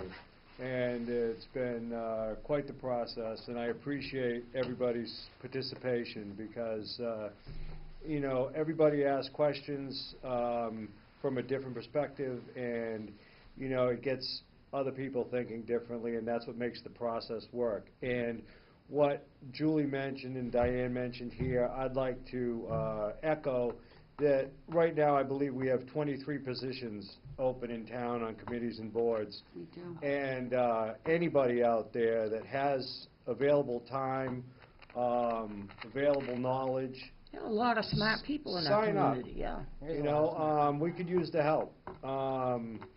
And the town needs the input. The town needs the ideas. You know, that's the only way it's going to happen. And I want to thank everybody here who participated because it's a lot of work. It's not always Not fun. appreciated, and the pay isn't so hot. But the you know, that's not why anybody's here. It isn't why anybody's You know, here. nobody's here for the money because if they were, well, wouldn't be okay. With an override, if people understand why, they have to decide. Nobody can do that for them, but at least have a clear picture of where the town is as a whole, and that's important. You have to respect the elderly. You have to respect the respect the younger people, because they're our foundation. They're going to be our future. So it's pretty hard to do it all, but you gotta consider lots of things, and it's ultimately up to them. Right, you're right. Thanks, Bev. Thank you, Beverly. Anything else to add for the group? Carter, you have anything? Thanks for everything, Carter. We love you, Carter. All right. I wouldn't go that far. Beverly. They certainly didn't I'll, But we did. You won't be able to deal with them, huh? You did good. You did a good job speaking on behalf of the town last night. Yeah, I think so too. That's what I heard. I was sick. I didn't Excellent. watch the You meeting. made a good case. I give you that for all our differences. You did make the case. That was That's what he told me today. sellable.